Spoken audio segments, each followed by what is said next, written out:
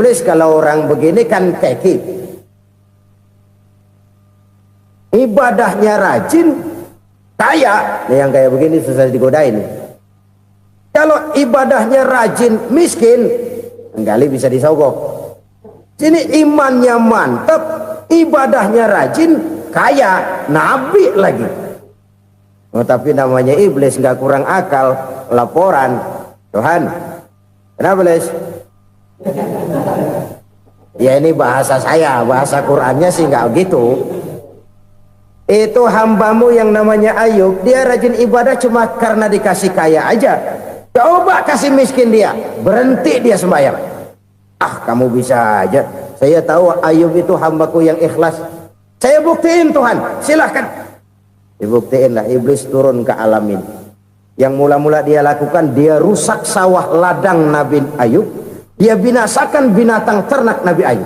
Sehingga dalam waktu singkat, jatuhlah Nabi Ayub dari orang paling kaya jadi orang paling miskin. Beliau masih ibadah di mihrab dalam masjid. Datang iblis. Saudara Ayub, ya, lagi ngapain? Ibadah. Nyembah Allah, nyembah Allah. Oh, percuma. Kenapa?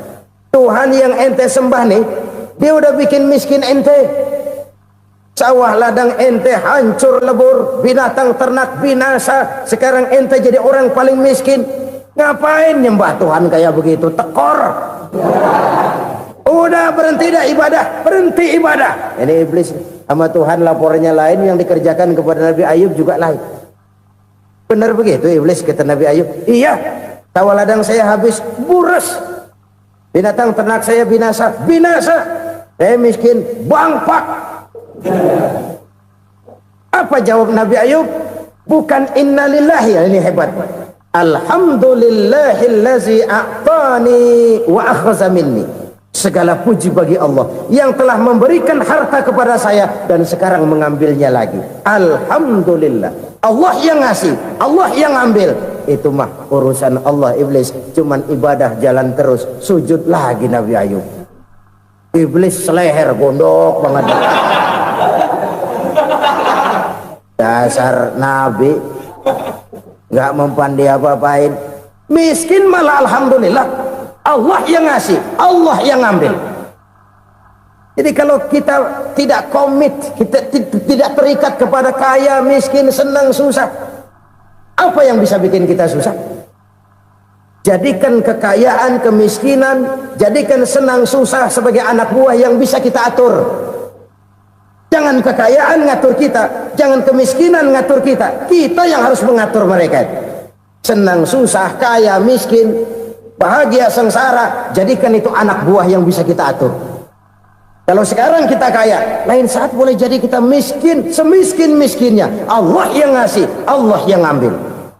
Tenaga mana yang bisa menghalangi? Ibadah jalan terus. Iblis makin gondok. Dasar Nabi loh. Akhirnya apa? Nabi Ayub dikerjain, diberikan penyakit. Demikian fatal penyakitnya. Bayangin, udah miskin sakit. Masya Allah. Miskin sakit. Sakitnya nggak lama, kira-kira 16 tahun. Istrinya 3, 2 mental minta ceraiin. Ngerawatin laki bengek begini. Senang belum tentu, susah udah pasti nih. Cerai aja, cerai dah. Cerai. Tinggal satu Siti Rahmah yang setia menemani beliau. Sesetia-setianya hati perempuan. Satu saat Siti Rahmah bilang, "Bang, iya, abang kan Nabi bang. Lalu namanya Nabi kan doanya jarang meleset bang. Maksud kamu minta kenapa sih sama Tuhan biar abang sembuh baik dah bang?" Siti Rahmah, iya. Saya sakit berapa tahun sih dah? 16 tahun bang. Sebelum ini saya sehat berapa tahun? Ya kira-kira 60 tahun bang. Nah coba ente banding-bandingin Rahmah. Saya dikasih sehat 60 tahun, dikasih sakit 16 tahun. Sudah nggak sabar mau doa kepada Allah minta sembuh. Saya malu kepada Allah. diuji dengan yang luar biasa seperti ini, tidak mengganggu stabilitas kehambaannya. Dia tetap menghamba kepada Allah Subhanahu wa ta'ala.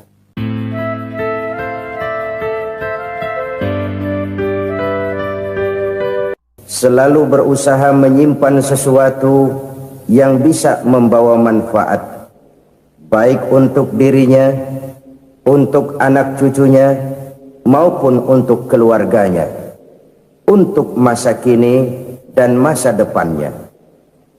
Kadang simpanan itu berbentuk uang, kadang berupa tanah, lain saat berbentuk pabrik, dan lain sebagainya.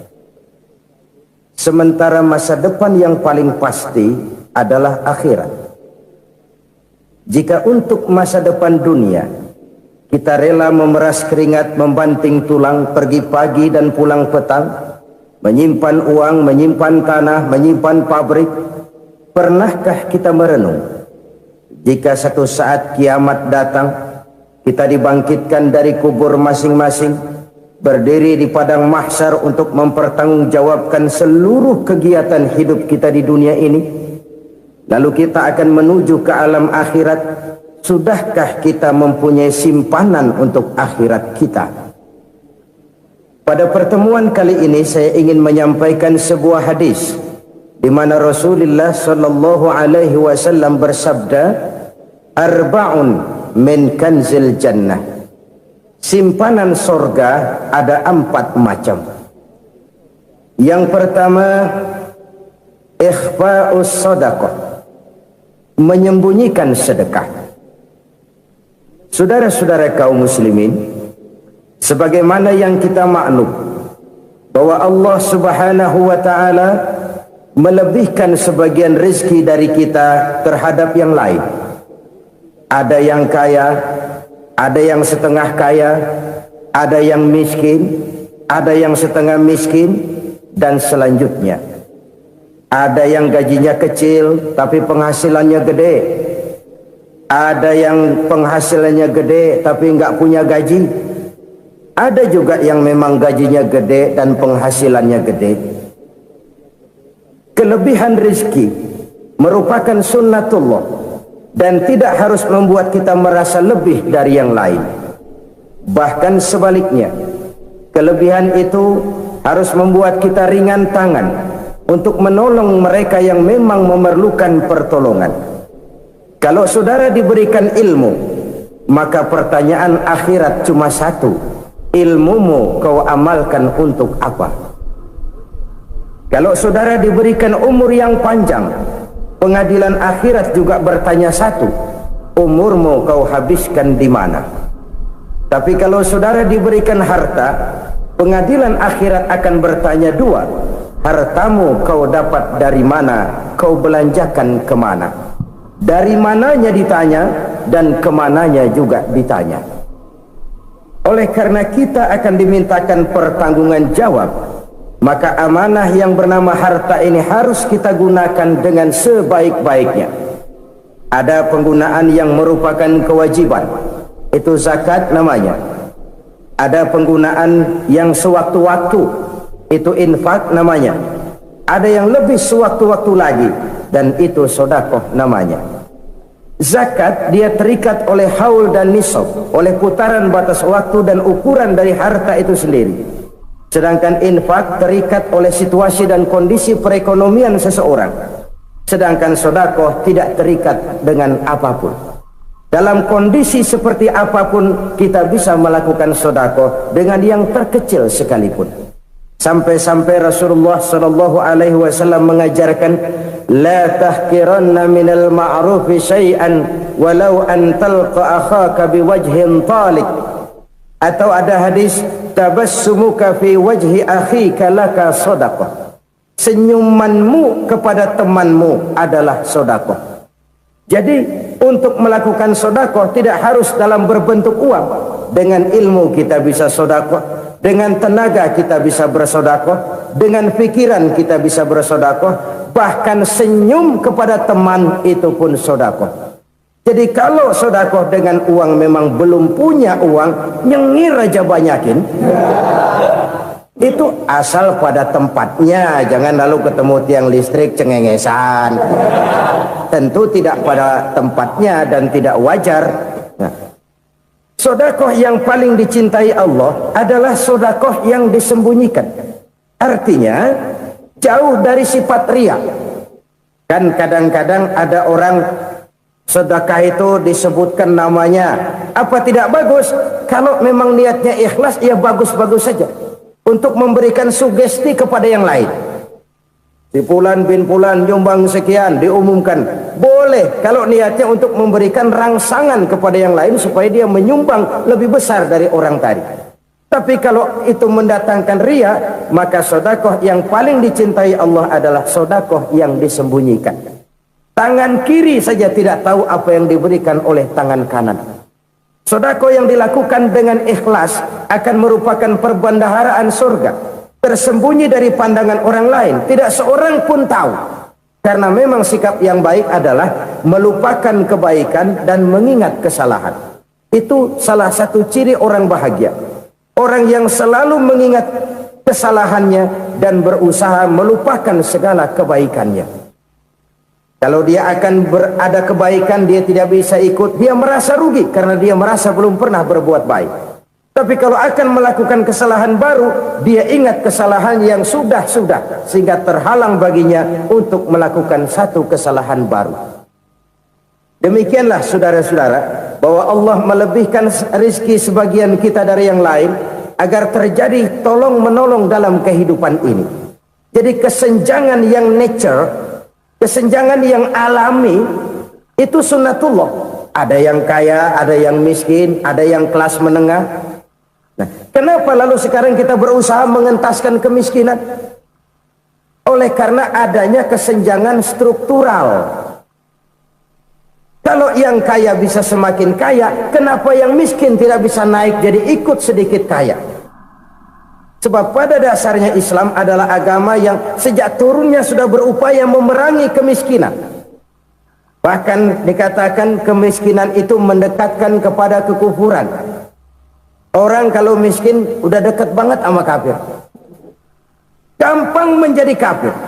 Berapa banyak saudara-saudara kita yang oleh karena soal perut, oleh karena soal materi, terpaksa meninggalkan dan menanggalkan akidahnya. Menjual petunjuk yang diberikan Allah dengan kesenangan dunia yang cuma sebentar ini. Na'udzubillah thumma na'udzubillah. Jadi makin kita sembunyikan satu sedekah, semakin banyak perbendaharaan kita di surga. Sedekah yang paling dicintai Allah adalah sedekah yang disembunyikan. Malahan ada seorang sufi, dia punya kebiasaan kalau pergi sholat Jumat dia bawa uang, itu uang dia taruh di bawah tikar masjid. Dia niat sedekah kepada siapa saja yang nemuin itu duit. Maksudnya apa? Supaya yang nemuin nggak tahu siapa yang punya duit. Demikian dia saking ingin menyembunyikan sedekahnya. Karena sifat riya itu bisa memakan amal kita sendiri. Riya itu termasuk menyebut-nyebut kebaikan kita. Orang yang suka nepuk dada, sedikit-sedikit ngitungnya kalau nggak gua. Tuh kalau nggak gua tuh yang belah situ, kalau nggak gua, kalau nggak gua. Iya, kalau nggak lu kenapa emang? Orang yang suka menepuk jasad, tuh biasanya memang begitu, saudara-saudara. Kalau perang lagi berkecamuk, orang nggak sempat ngaku jadi pahlawan. Tapi begitu perang selesai, yang kagak kenal bedil ngaku pahlawan, mas. Itu sesuatu yang biasa. Oleh karenanya, orang-orang yang ikhlas dalam bersedekah, disembunyikannya sedekah itu Allah cinta betul.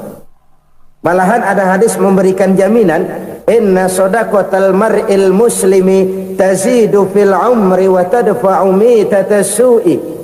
Sesungguhnya sedekahnya seorang mukmin tazidu fil umri, bisa menambah umur panjang, wa tadfa'u mitatas su'i, dan menyelamatkan manusia dari mati secara su'ul khatimah.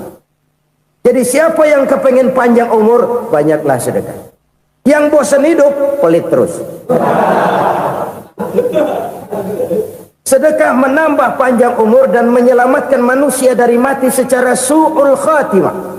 Pak, katanya umur itu nggak bisa ditambah, nggak bisa dikurangin. Kapan? Kalau ajal sudah datang. Fa idza jaa ajaluhum la yastakhiruna sa'atan wa la yastaqdimun. Kalau ajal datang tidak bisa dimajukan, tidak bisa dimundurkan. Itu kalau ajal sudah datang.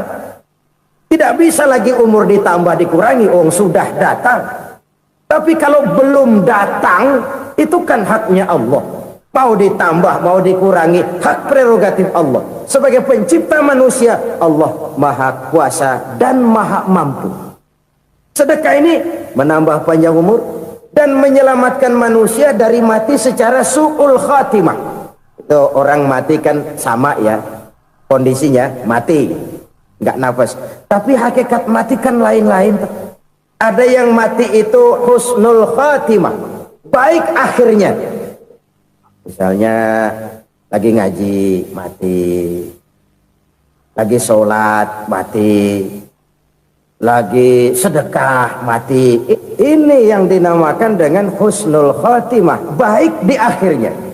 Sebaliknya ada yang su'ul khatimah, jelek di akhirnya. Ini yang jadi catatan akhir. Lagi nyekek botol, mampus. Lagi banting kartu, modar. Su'ul khatimah, jelek pada akhirnya. Sedekah menyelamatkan manusia dari mati secara su'ul khatimah. Dan kita semua kepengen mendapat husnul khatimah, jauh dari su'ul khatimah.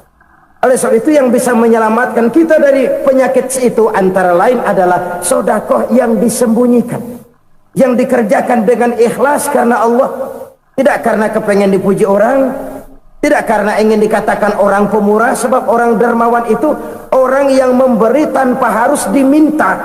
Kalau masih harus diminta, ya belum dermawan namanya, masih harus diminta. Kalau nggak diminta ya tulus, lolos, polos. Saudara-saudara kaum muslimin rahimakumullah, harta adalah amanat dan akan kita pertanggungjawabkan. Allah melebihkan rizki sebagian kita dari yang lain agar kita saling tolong menolong, bantu membantu. Nabi janjikan siapa yang meringankan beban saudaranya muslim di dunia, Allah akan meringankan bebannya di akhirat nanti.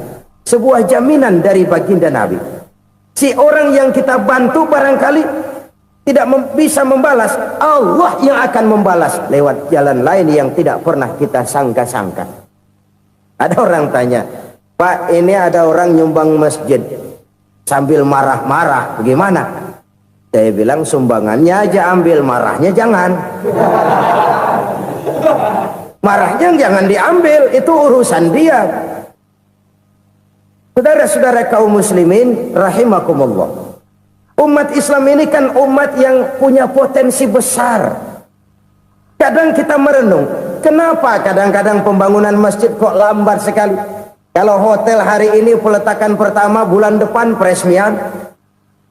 Supermarket hari ini peletakan batu pertama, minggu depan peresmian.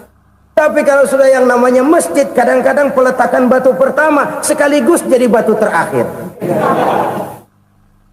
3 tahun, 4 tahun, campur nebar jalak di jalanan, duit dijaring kayak ikan sepat. Apa tidak ada orang Islam yang kaya? Banyak. Apa tidak ada pengusaha muslim yang jadi konglomerat? Ada. Lalu yang belum banyak itu yang komit terhadap nilai-nilai agamanya. Akhirnya kita jatuh jadi umat yang lemah. Belum ada pengusaha konglomerat muslim buka pabrik supermi cap beduk misalnya umpamanya atau pabrik kecap cap sorban supaya identitas keislamannya sedikit kelihatan. Kita jatuh jadi umat yang lemah karena potensi tidak terinventarisir dengan baik. Kita ini ibarat kompor yang cuma matengin nasi orang lain. Potensi kita dimanfaatkan oleh orang lain. Ukhuwah Islamiyah kita baru terbatas kepada silaturahmi. Ukhuwah di bidang ekonomi kita lemah, ukhuwah di bidang kebudayaan kita lemah, apalagi ukhuwah di bidang politik kita lebih rapuh lagi. Padahal ukhuwah itu adalah totalitas kehidupan manusia, menyangkut ipolek sosbud. memerlukan nilai-nilai ukhuwah. Jadi oleh karena itu mari kita menyadari di dalam harta kita, walaupun kita yang cari pergi pagi pulang sore peras keringat banting tulang, di sana ada harta anak yatim, di sana ada hak masjid, di sana ada hak pesantren, di sana ada hak jihad. Berbahagialah seseorang apabila dia oleh Allah dijadikan keran itu menyimpan air, tapi tidak untuk dirinya, tapi disalurkannya kepada mereka yang memang memerlukannya. Saudara-saudara kaum muslimin rahimakumullah, ini yang pertama. Jadi perbendaharaan surga adalah menyembunyikan sedekah. Orang lain nggak tahu, kita pun nggak pernah ngitung-ngitung. Kita anggap lewat begitu saja, padahal itu deposit akhirat. Satu. Yang kedua, perbendaharaan surga itu apa? Wa kitmanul musibah, menyembunyikan kesulitan.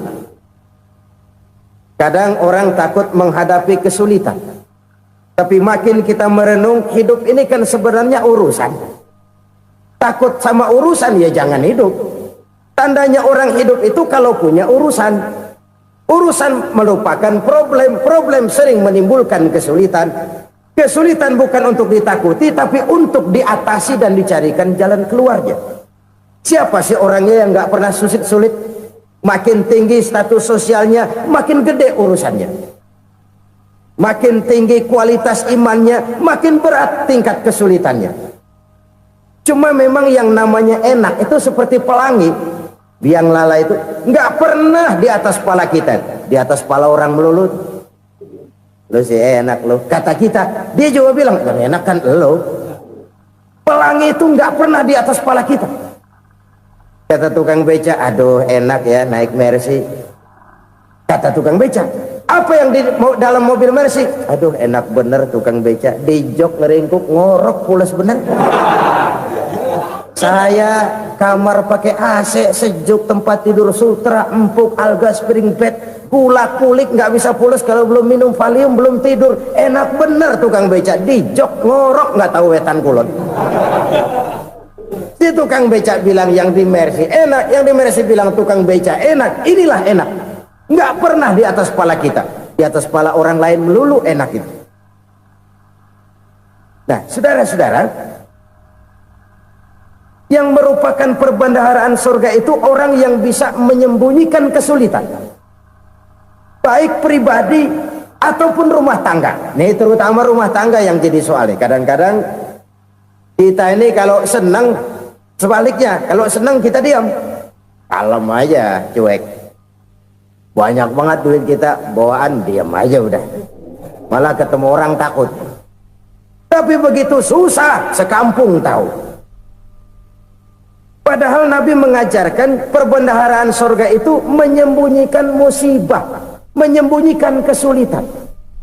Kalau enak, cerita sama orang-orang. Kalau nggak enak, rasain sendiri, tekan sendiri, atasin sendiri. Kita kan sebaliknya, senang kita diam, asal lagi susah, paling tidak kita nyari teman buat cerita kesusahan. Siapa orangnya yang nggak pernah susah? Cuma soalnya bagaimana kita mengatasi kesusahan itu sendiri.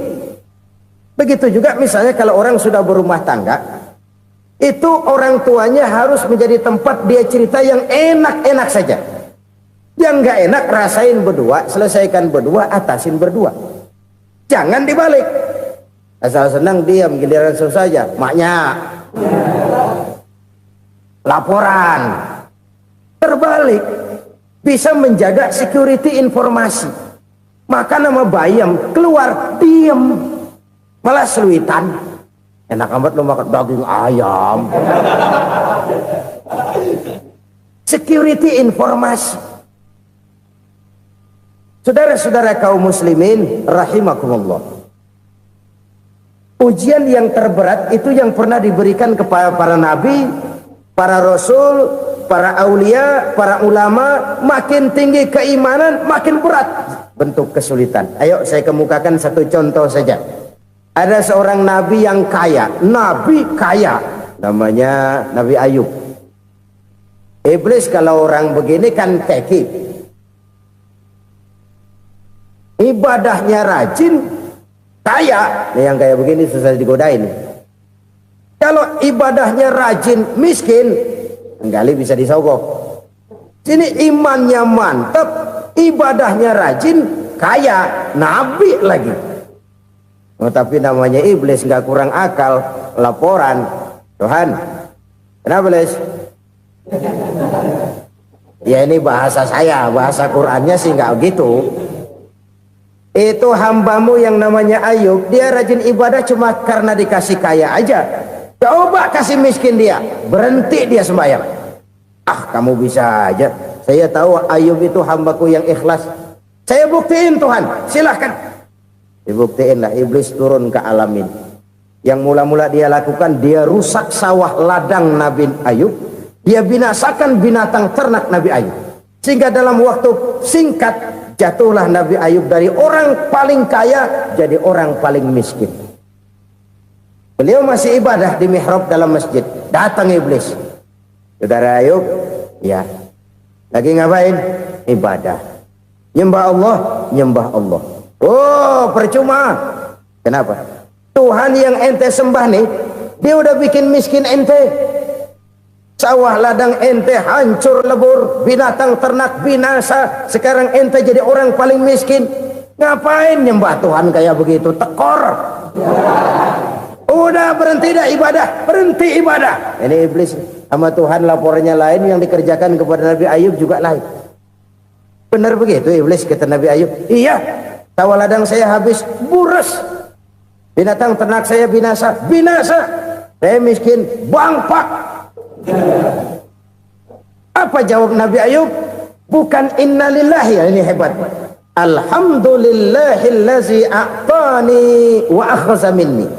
Segala puji bagi Allah yang telah memberikan harta kepada saya dan sekarang mengambilnya lagi. Alhamdulillah. Allah yang ngasih, Allah yang ambil.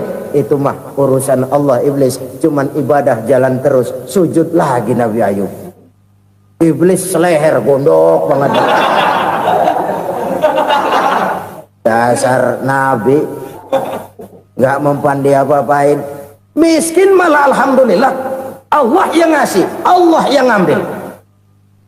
Jadi kalau kita tidak komit, kita tidak terikat kepada kaya, miskin, senang, susah, apa yang bisa bikin kita susah? Jadikan kekayaan, kemiskinan, jadikan senang, susah sebagai anak buah yang bisa kita atur. Jangan kekayaan ngatur kita, jangan kemiskinan ngatur kita. Kita yang harus mengatur mereka. Senang, susah, kaya, miskin, bahagia, sengsara, jadikan itu anak buah yang bisa kita atur. Kalau sekarang kita kaya, lain saat boleh jadi kita miskin, semiskin-miskinnya. Allah yang ngasih, Allah yang ambil. Tenaga mana yang bisa menghalangi? Ibadah jalan terus. Iblis makin gondok. Dasar Nabi loh. Akhirnya apa? Nabi Ayub dikerjain, diberikan penyakit.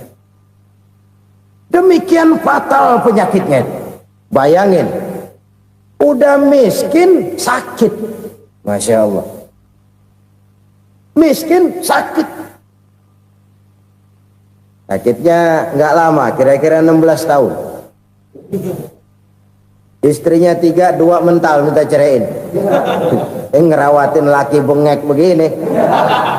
Senang belum tentu, susah udah pasti nih. Cerai aja, cerai dah. Cerai. Tinggal satu Siti Rahmah yang setia menemani beliau. Sesetia-setianya hati perempuan. Satu saat Siti Rahmah bilang, "Bang, iya, abang kan Nabi bang. Lalu, namanya Nabi kan doanya jarang meleset bang. Maksud kamu minta kenapa sih sama Tuhan biar abang sembuh baik dah bang?" Siti Rahmah, iya. Saya sakit berapa tahun sih dah? 16 tahun bang. Sebelum ini saya sehat berapa tahun? Ya kira-kira 60 tahun bang. Nah coba ente banding-bandingin Rahmah. Saya dikasih sehat 60 tahun, dikasih sakit 16 tahun. Sudah nggak sabar mau doa kepada Allah minta sembuh. Saya malu kepada Allah. Diuji dengan yang luar biasa seperti ini, tidak mengganggu stabilitas kehambaannya. Dia tetap menghamba kepada Allah Subhanahu wa ta'ala. Saudara-saudara kaum muslimin rahimakumullah. Kunci menghadapi kesulitan itu apa? Allah jelaskan dalam satu ayat, wa basyiris sabirin alladzina iza asabathum musibah qalu inna lillahi wa inna ilaihi raji'un. Gembirakan orang-orang yang sabar. Siapa mereka itu? Yang apabila mendapat musibah mereka kembali kepada keyakinan dasar, segalanya dari Allah dan segalanya akan kembali kepada Allah. Ini konsepsi dasar dari sikap muslim dalam menghadapi berbagai kesulitan. Segalanya dari Allah, segalanya akan kembali kepada Allah. Kalau ini sudah kondisi dasarnya, maka kita akan lapang menghadapi kenyataan bagaimanapun pahitnya. Apakah itu namanya miskin, apakah itu namanya sakit, bahkan maut sekalipun. Maut sekalipun. Segalanya dari Allah, segalanya akan kembali kepada Allah. Ini sikap hidup, bukan sekedar ucapan. Kita kadang-kadang menjadikannya sebagai ucapan. Mulutnya sehingga berhenti, innalillahi wa inna ilaihi raji'un, tapi nangisnya terus gerung-gerungan. Bukan itu, ini kesadaran moral. Kalau segalanya dari Allah, segalanya kembali kepada Allah, kan sebenarnya cuma nunggu giliran. Hari ini saya nyembayangin dia, entah hari apa saya disembayangin orang. Hari ini saya antar dia ke kubur, entah hari apa orang nganterin saya ke kubur. Hari ini saya tahlilkan dia, entah nanti kapan orang tahlilkan saya. Segalanya dari Allah, segalanya akan kembali juga kepada Allah. Oleh sebab itu saudara-saudara, kesulitan bukan untuk ditakuti. Kesulitan justru untuk diatasi, dicarikan jalan keluarnya. Dan tidak ada orang yang tidak pernah mendapat kesulitan. Tidak ada. Semakin tinggi status sosial, semakin tinggi kualitas keimanan, semakin besar juga tingkat kesulitan. Hanya saja bagaimana cara kita mengatasinya. Dan Al-Quran menyatakan, inna ma'al usri yusra. Di balik kesulitan itu pasti ada kemudahan. Roda itu berputar.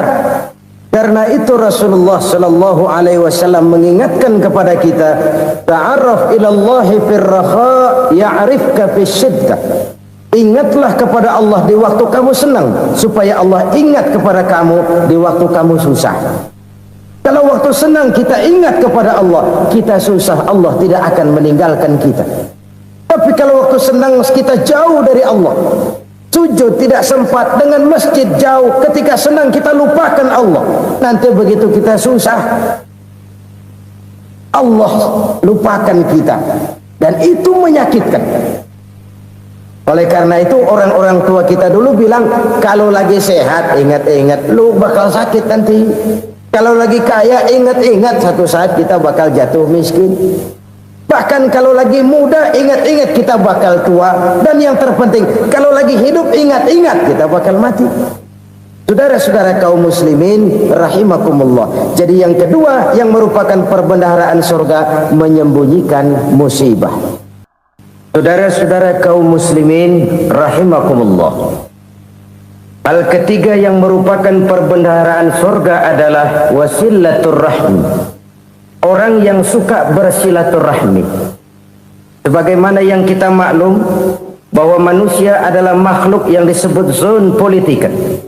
Makhluk sosial yang tidak mungkin hidup sendiri-sendiri. Betapa dan siapapun kita memerlukan orang lain. Bodoh betul manusia kalau tinggal di tengah masyarakat tapi tidak mau bermasyarakat. Merasa hebat sendiri, pintar sendiri, gagah sendiri, kaya sendiri. Mungkin kalau mati juga ngubur sendiri. Jangankan kita di sini, di sorga saja Nabi Adam waktu sendirian bengong melulu, mondar mandir. Allah tegur dam sepi dam. Ini kalau bahasa saya. Iya Tuhan sepi ini, gak ada coret-corekan pisan ini. Diciptakan Siti Hawa baru anteng Nabi Adam. Itu di surga.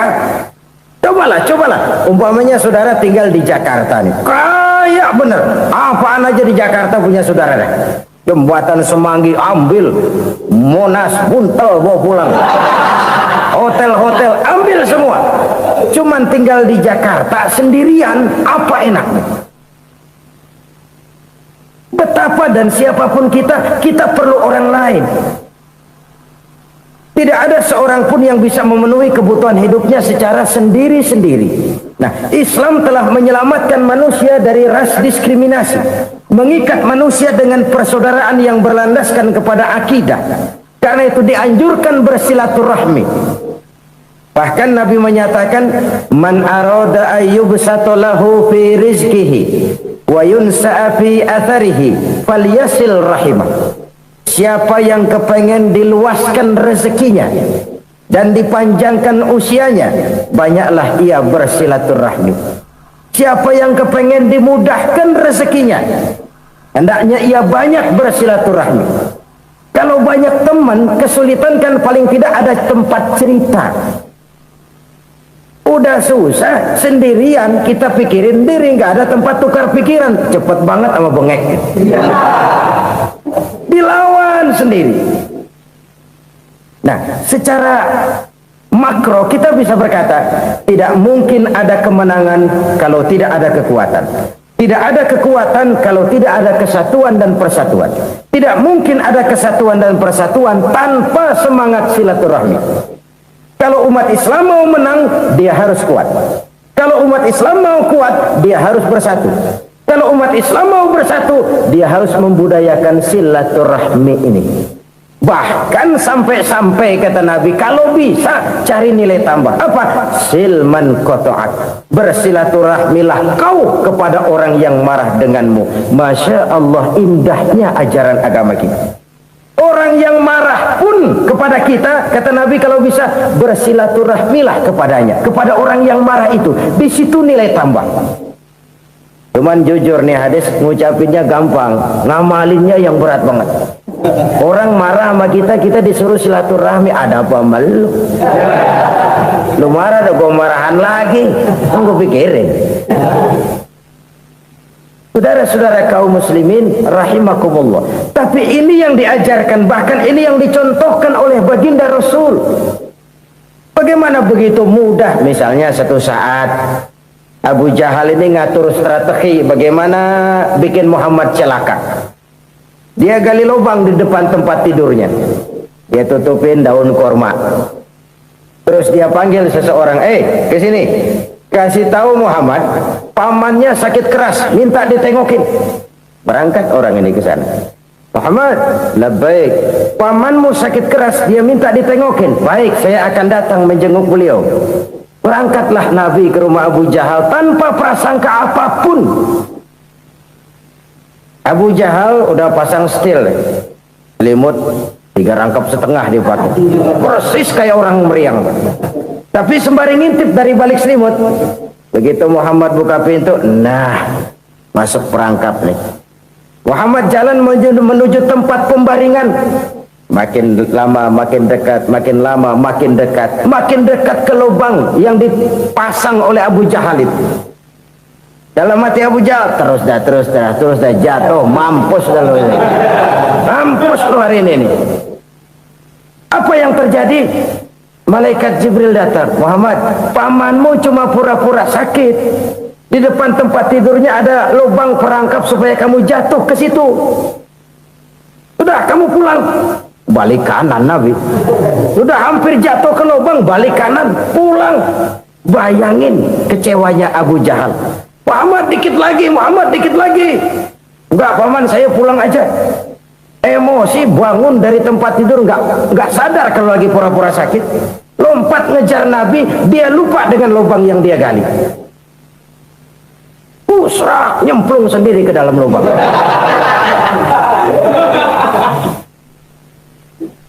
Nabi terus berlalu. Ini terjadi keanehan.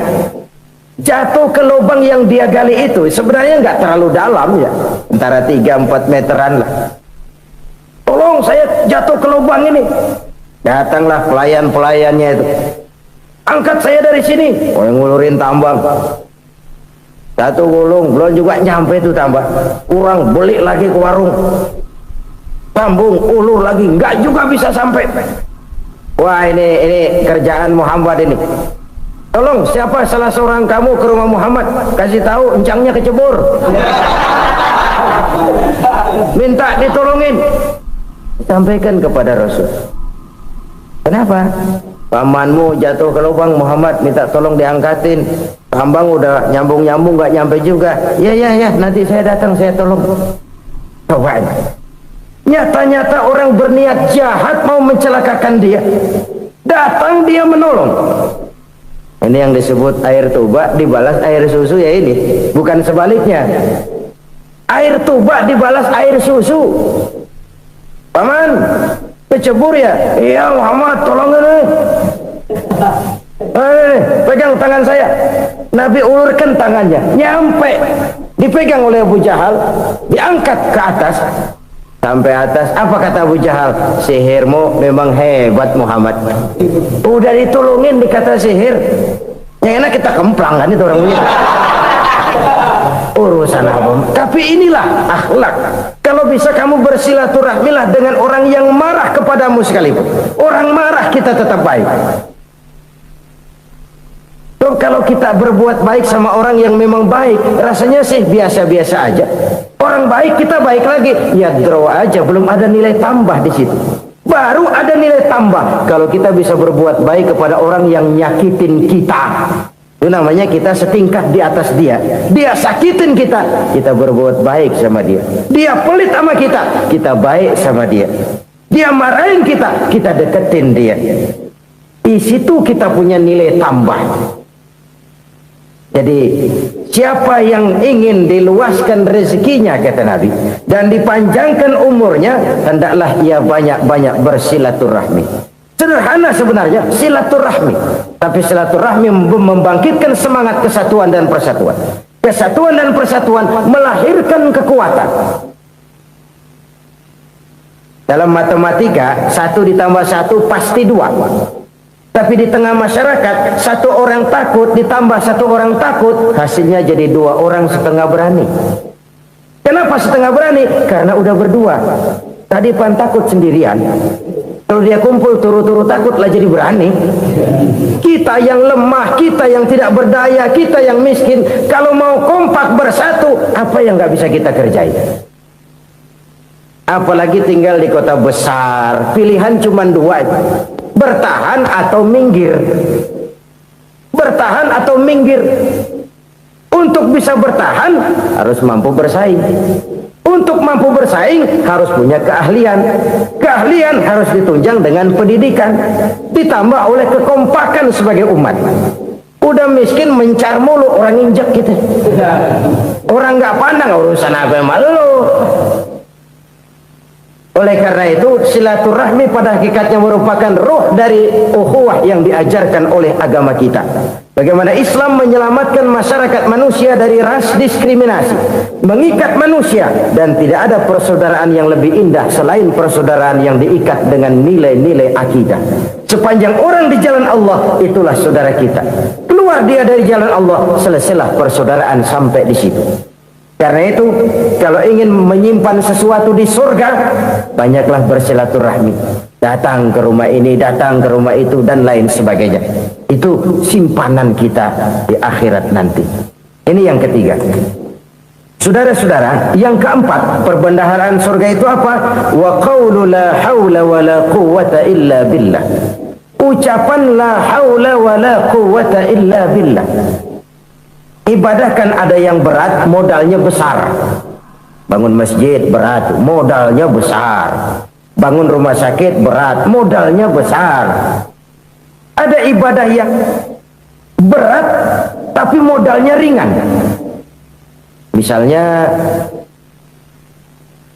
puasa.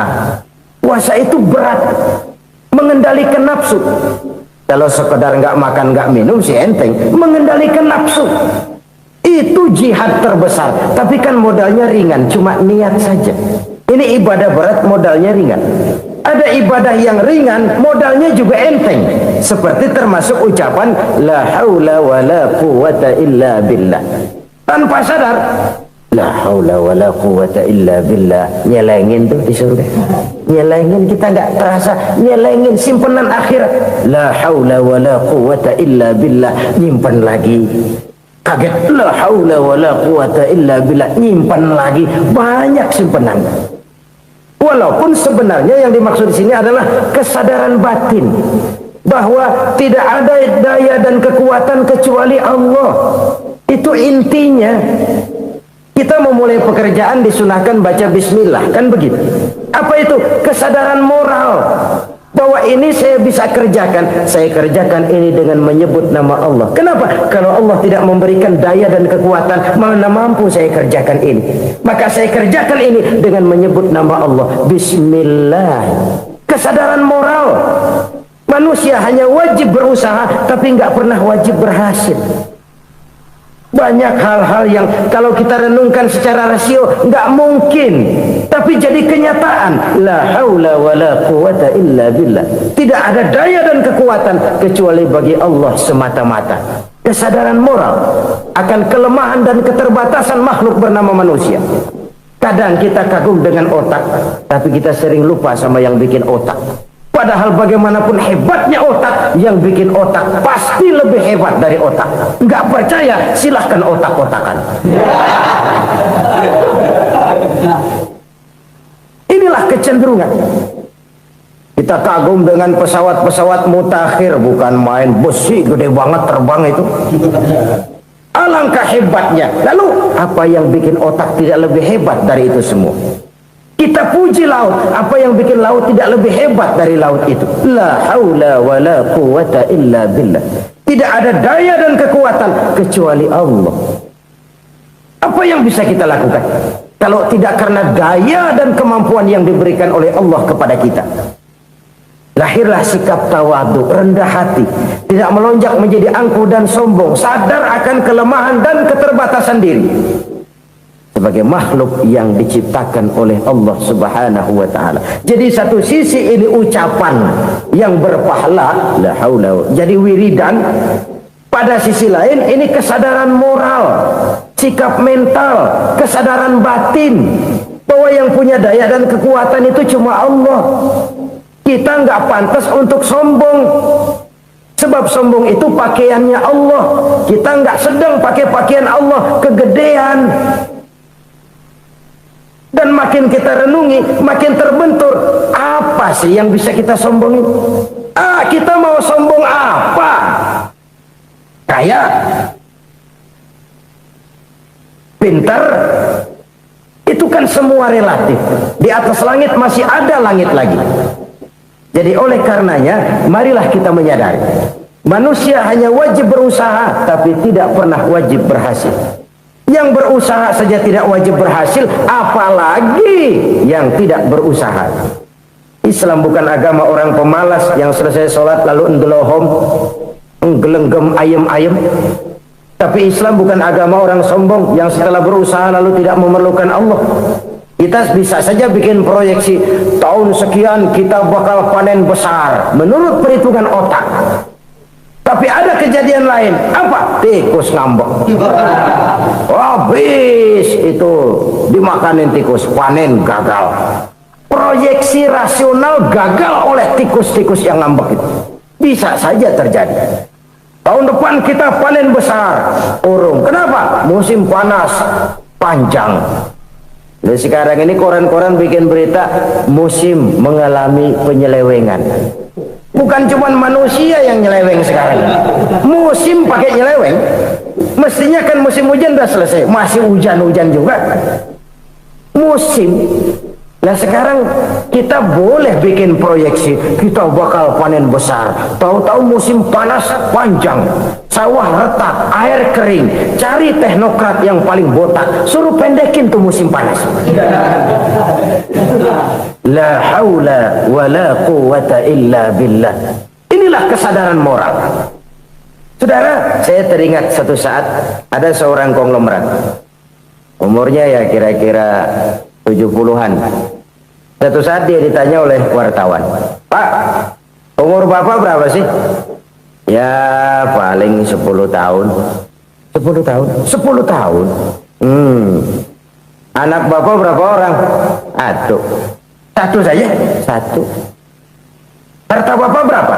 Ya paling-paling bangsa 7 7 juta kali. 7 juta? Iya. Pak, kenapa Bapak bohongi saya?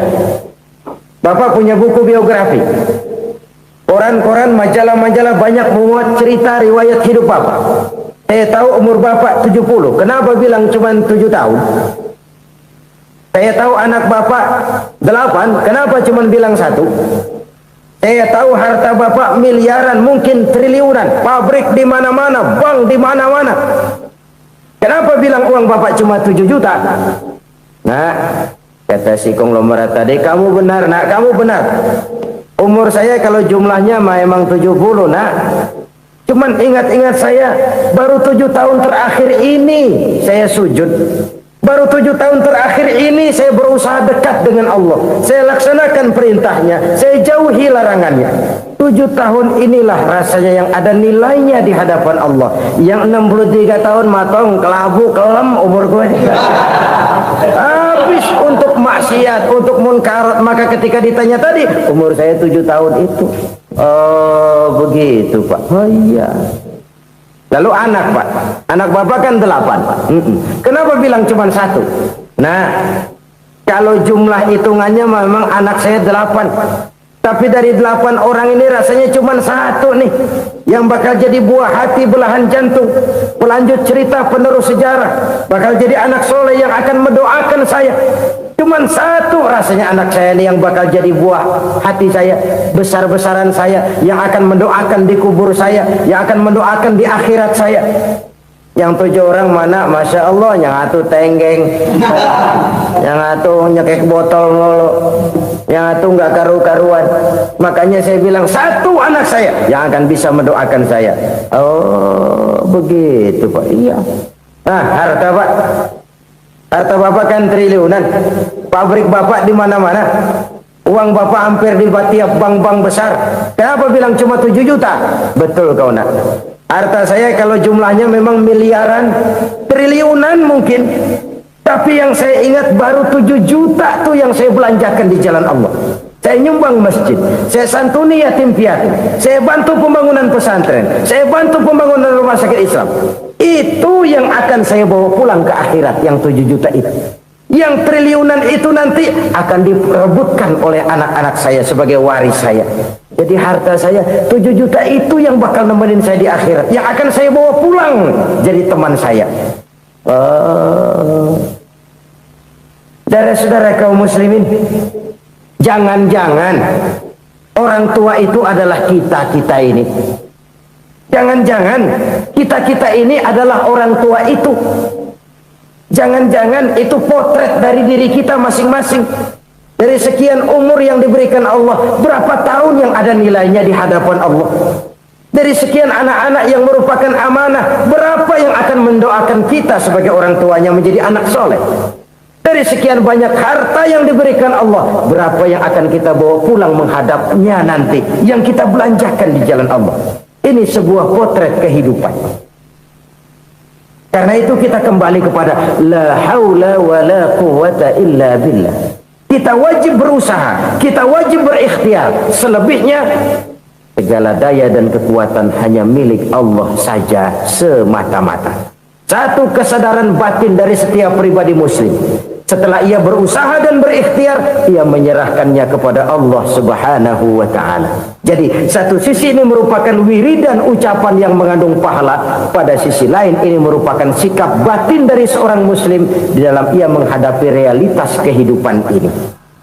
Saudara-saudara kaum muslimin rahimakumullah, kalau ini kita jadikan satu basis kehidupan, maka ini akan menyelamatkan manusia dari kemungkinan tergelincir menjadi orang yang lupa diri dan lupa darat. Sebab itu Imamul Ghazali berpesan, jadidis safinah fa innal bahra amiq, wa khuziz zad fa inna safara ba'id, wa khaffifil hamla fa innal hamla sadid. Perbarui selalu kapalmu karena lautan sangat dalam. Bawa bekal yang banyak karena perjalanan ini sangat jauh. Ringankan beban karena kebanyakan beban akan menyakitkan. Alangkah indah kalimat ini, alangkah dalam makna yang terkandung di sana. Perbarui selalu kapalmu karena lautan sangat dalam. Apa artinya ini? Jaga mentalmu baik-baik, pelihara imanmu baik-baik, karena hidup penuh cobaan seperti lautan. Kita kalau berlayar di lautan kan kadang-kadang tenang, angin bertiup sepoi-sepoi basah. Jika malam datang, bintang gemintang bertabur menghias cakrawala, rembulan memantulkan sinarnya dengan indah. Dalam keadaan begitu berlayar enak. Tapi lain saat ombak menggunung, halilintar menyambar, angin topan bertiup. Berapa banyak sudah saudara-saudara kita yang tenggelam di lautan dunia tanpa sadar bahwa dia belum sampai kepada pantai yang akan dituju.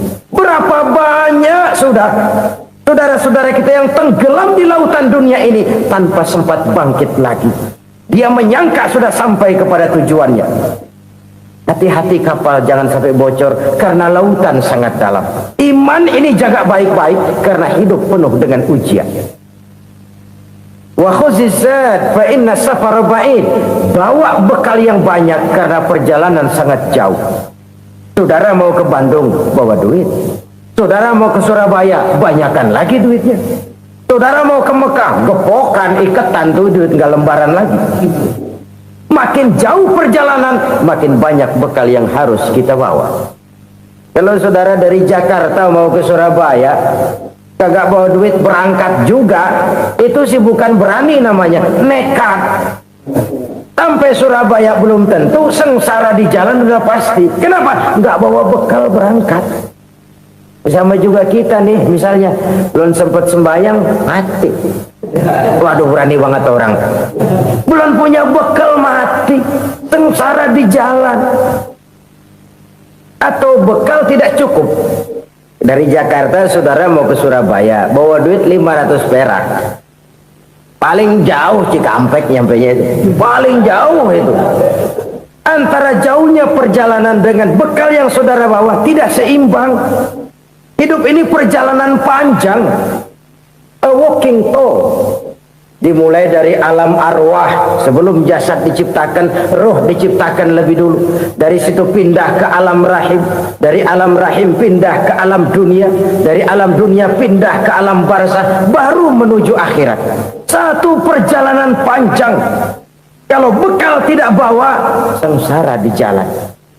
Bawa bekal yang banyak karena perjalanan ini sangat jauh. Wa khaffifil hamla, ringankan beban karena beban itu cuma akan menyulitkan. Kalau bekal itu sih keperluan, tapi beban nggak kita perluin, coba ngeberat-beratin. Apa ini beban? Dosa, kecurangan, kebatilan, kezoliman, ketidakadilan, kesewenang-wenangan. Itu akan jadi beban kita di akhirat. Alangkah celakanya, perjalanan panjang, bekal tidak bawa, beban kelewat banyak, alamat sengsara di jalan. Pahala tidak ada, dosa berlipat ganda. Na'udzubillah, summa na'udzubillah. Kalau kita rangkum nasihat Al-Ghazali dengan kisah si konglomerat tadi, kita akan mengambil kesimpulan. Pertama, bekal terbaik dalam menghadapi gejolak kehidupan ini tidak lain adalah iman. Yang kedua, pahala dan dosa. Dua hal kontroversial. Pahala adalah bekal, dosa adalah beban. Tapi kita sekarang kan tidak begitu terangsang kepada yang abstrak. Orang berlomba mencari yang konkret-konkret saja, yang real.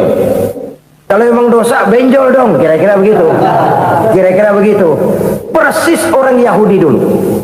Orang Yahudi itu kan pernah minta kepada Nabi Musa, Ya Musa, lan nu'mina laka hatta narallaha jahrah. Musa, kami nggak bakal mau beriman kepada Allah kalau belum kami lihat Allah ada nongkrong di depan kami. Kalau memang Tuhan ada, taruh dong di depan kami. Mau yang konkret-konkret saja. Kalau memang dosa, benjol dong. Kalau memang pahala, berasa dong. Orang terangsang kepada yang real, yang konkret-konkret saja. Karena itu, untuk mengejar dosa, orang mau bayar. Tapi untuk mengejar pahala, walaupun tidak bayar, orang segan. Ini yang dikatakan oleh Nabi, kamu mengharapkan ke surga, tapi kamu berat melaksanakan sesuatu yang bisa membawa kamu ke surga.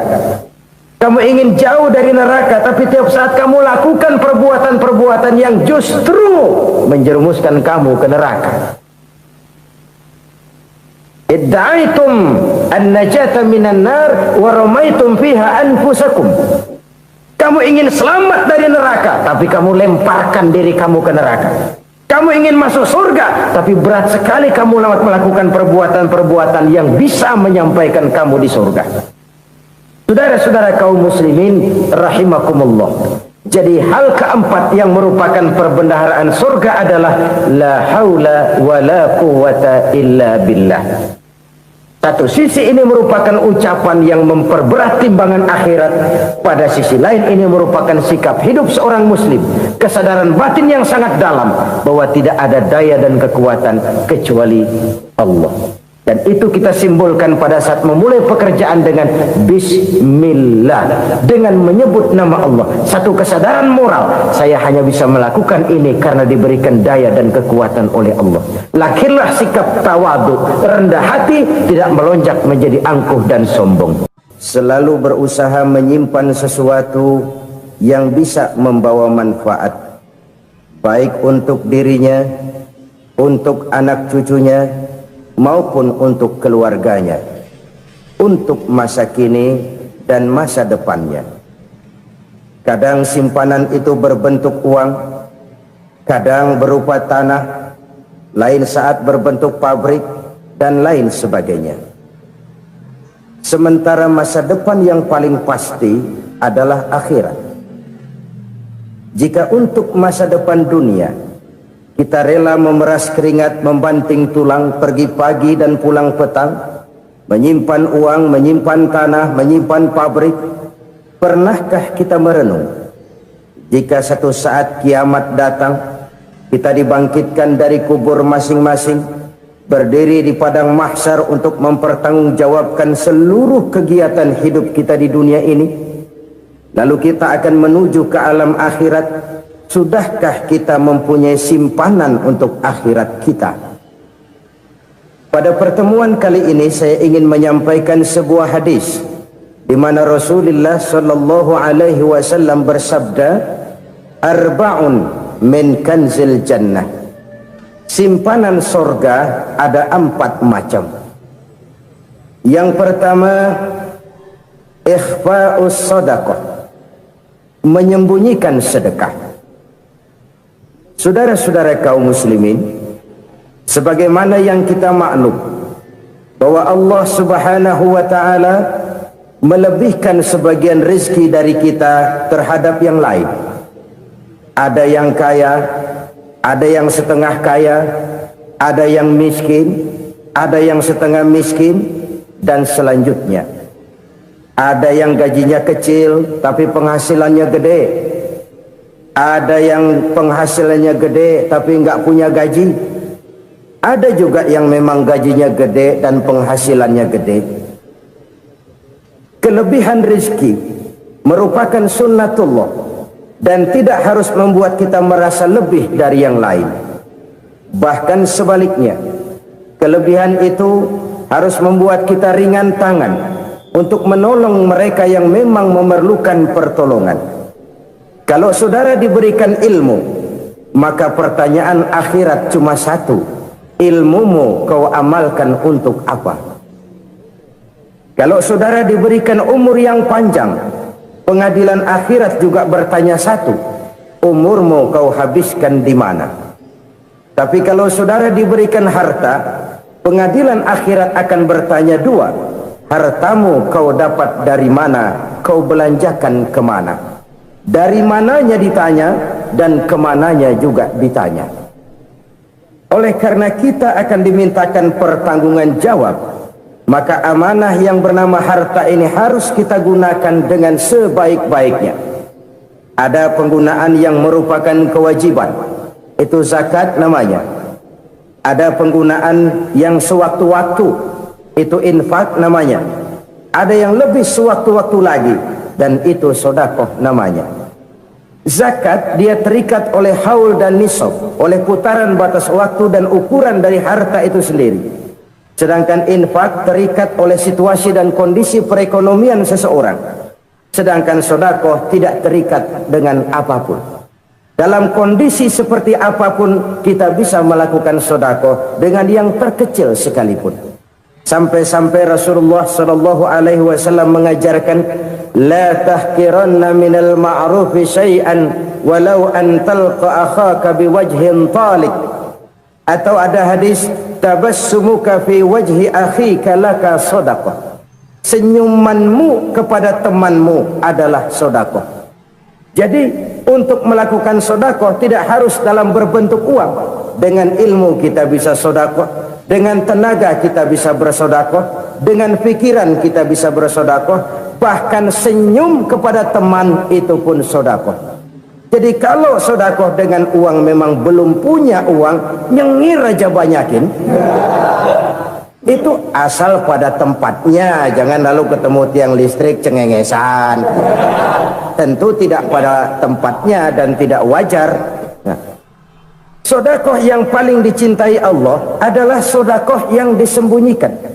Artinya jauh dari sifat riya. Kan kadang-kadang ada orang sedekah itu disebutkan namanya, apa tidak bagus? Kalau memang niatnya ikhlas, ya bagus-bagus saja. Untuk memberikan sugesti kepada yang lain. Di Fulan bin Fulan nyumbang sekian, diumumkan. Boleh kalau niatnya untuk memberikan rangsangan kepada yang lain supaya dia menyumbang lebih besar dari orang tadi. Tapi kalau itu mendatangkan riya, maka sedekah yang paling dicintai Allah adalah sedekah yang disembunyikan. Tangan kiri saja tidak tahu apa yang diberikan oleh tangan kanan. Sedekah yang dilakukan dengan ikhlas akan merupakan perbendaharaan surga, tersembunyi dari pandangan orang lain, tidak seorang pun tahu.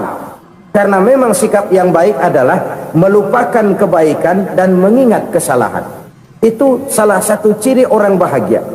Orang yang selalu mengingat kesalahannya dan berusaha melupakan segala kebaikannya. Kalau dia akan berada kebaikan, dia tidak bisa ikut, dia merasa rugi karena dia merasa belum pernah berbuat baik. Tapi kalau akan melakukan kesalahan baru, dia ingat kesalahan yang sudah-sudah, sehingga terhalang baginya untuk melakukan satu kesalahan baru.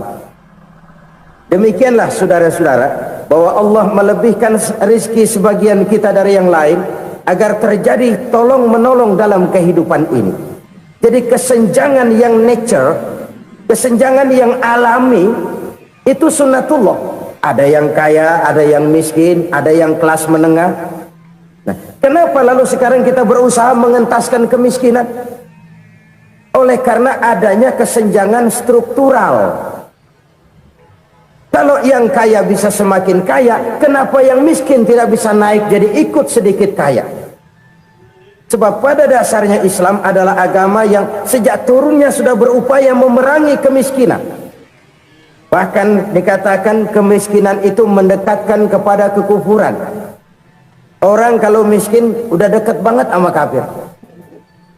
Gampang menjadi kafir. Berapa banyak saudara-saudara kita yang oleh karena soal perut, oleh karena soal materi, terpaksa meninggalkan dan menanggalkan akidahnya, menjual petunjuk yang diberikan Allah dengan kesenangan dunia yang cuma sebentar ini. Na'udzubillah thumma na'udzubillah. Jadi makin kita sembunyikan satu sedekah, semakin banyak perbendaharaan kita di surga. Sedekah yang paling dicintai Allah adalah sedekah yang disembunyikan. Malahan ada seorang sufi, dia punya kebiasaan kalau pergi sholat Jumat dia bawa uang, itu uang dia taruh di bawah tikar masjid. Dia niat sedekah kepada siapa saja yang nemuin itu duit. Maksudnya apa? Supaya yang nemuin nggak tahu siapa yang punya duit. Demikian dia saking ingin menyembunyikan sedekahnya. Karena sifat riya itu bisa memakan amal kita sendiri. Riya itu termasuk menyebut-nyebut kebaikan kita. Orang yang suka nepuk dada, sedikit-sedikit ngitungnya kalau nggak gua. Tuh kalau nggak gua tuh yang belas itu kalau nggak gua, iya kalau nggak lu kenapa emang? Orang yang suka menepuk jasad, tuh biasanya memang begitu saudara-saudara. Kalau perang lagi berkecamuk, orang nggak sempat ngaku jadi pahlawan. Tapi begitu perang selesai, yang kagak kenal bedil ngaku pahlawan, Mas. Itu sesuatu yang biasa. Oleh karenanya, orang-orang yang ikhlas dalam bersedekah, disembunyikannya sedekah itu Allah cinta betul. Malahan ada hadis memberikan jaminan, inna shadaqatal mar'il muslimi tazidu fil umri wa tadfa'u mitatas su'i. Sesungguhnya sedekahnya seorang mukmin tazidu fil umri, bisa menambah umur panjang, wa tadfa'u mitatas su'i, dan menyelamatkan manusia dari mati secara su'ul khatimah. Jadi siapa yang kepengen panjang umur, banyaklah sedekah. Yang bosan hidup, pelit terus. Sedekah menambah panjang umur dan menyelamatkan manusia dari mati secara su'ul khatimah. Pak, katanya umur itu nggak bisa ditambah, nggak bisa dikurangin. Kapan? Kalau ajal sudah datang. Fa idza jaa ajaluhum la yastakhiruna sa'atan wa la yastaqdimun. Kalau ajal datang tidak bisa dimajukan, tidak bisa dimundurkan. Itu kalau ajal sudah datang. Tidak bisa lagi umur ditambah dikurangi, sudah datang. Tapi kalau belum datang, itu kan haknya Allah. Mau ditambah, mau dikurangi, hak prerogatif Allah. Sebagai pencipta manusia, Allah maha kuasa dan maha mampu. Sedekah ini menambah panjang umur dan menyelamatkan manusia dari mati secara su'ul khatimah. Itu orang mati kan sama ya, kondisinya mati, nggak nafas. Tapi hakikat mati kan lain-lain. Ada yang mati itu husnul khatimah, baik akhirnya. Misalnya lagi ngaji mati, lagi sholat mati, lagi sedekah mati. Ini yang dinamakan dengan husnul khatimah, baik di akhirnya. Sebaliknya ada yang su'ul khatimah, jelek di akhirnya. Ini yang jadi catatan akhir. Lagi nyekek botol, mampus. Lagi banting kartu, modar. Su'ul khatimah, jelek pada akhirnya. Sedekah menyelamatkan manusia dari mati secara su'ul khatimah. Dan kita semua kepengen mendapat husnul khatimah, jauh dari su'ul khatimah. Oleh sebab itu yang bisa menyelamatkan kita dari penyakit itu antara lain adalah sedekah yang disembunyikan, yang dikerjakan dengan ikhlas karena Allah. Tidak karena kepengen dipuji orang, tidak karena ingin dikatakan orang pemurah. Sebab orang dermawan itu orang yang memberi tanpa harus diminta. Kalau masih harus diminta, ya belum dermawan namanya. Masih harus diminta. Kalau nggak diminta, ya tulus, lolos, polos. Saudara-saudara kaum muslimin rahimakumullah, harta adalah amanat dan akan kita pertanggungjawabkan. Allah melebihkan rizki sebagian kita dari yang lain agar kita saling tolong menolong, bantu membantu. Nabi janjikan, siapa yang meringankan beban saudaranya muslim di dunia, Allah akan meringankan bebannya di akhirat nanti. Sebuah jaminan dari baginda Nabi. Si orang yang kita bantu barangkali tidak bisa membalas, Allah yang akan membalas lewat jalan lain yang tidak pernah kita sangka-sangka. Ada orang tanya, Pak, ini ada orang nyumbang masjid sambil marah-marah, bagaimana? Saya bilang sumbangannya aja ambil, marahnya jangan. Marahnya jangan diambil, itu urusan dia.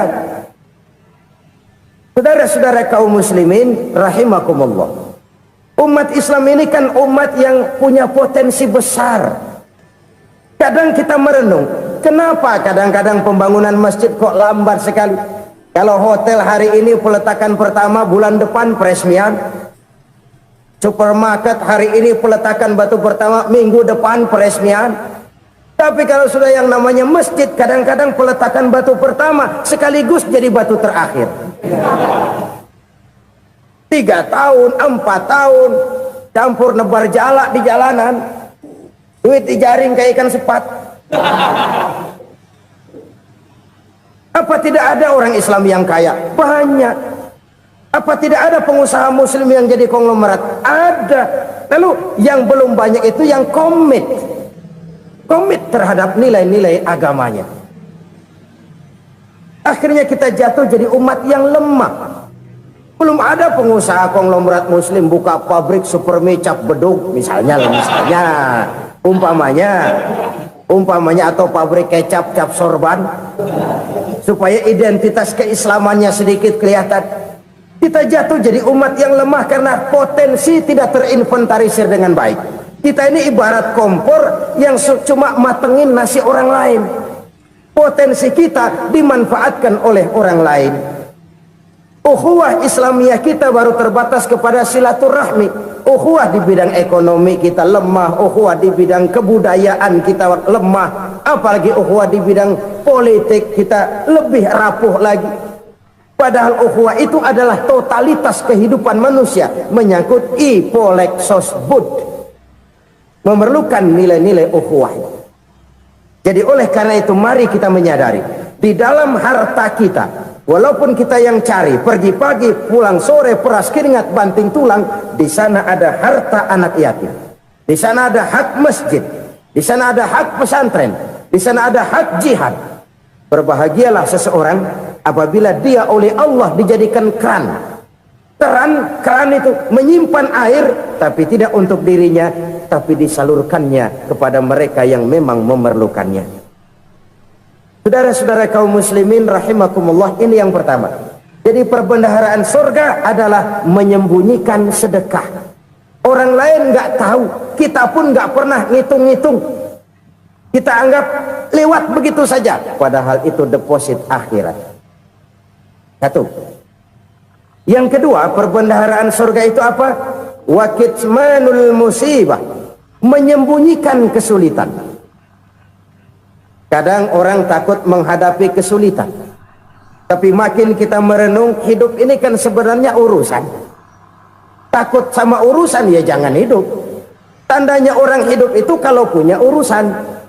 Urusan merupakan problem sering menimbulkan kesulitan. Kesulitan bukan untuk ditakuti, tapi untuk diatasi dan dicarikan jalan keluarnya. Siapa sih orangnya yang nggak pernah sulit?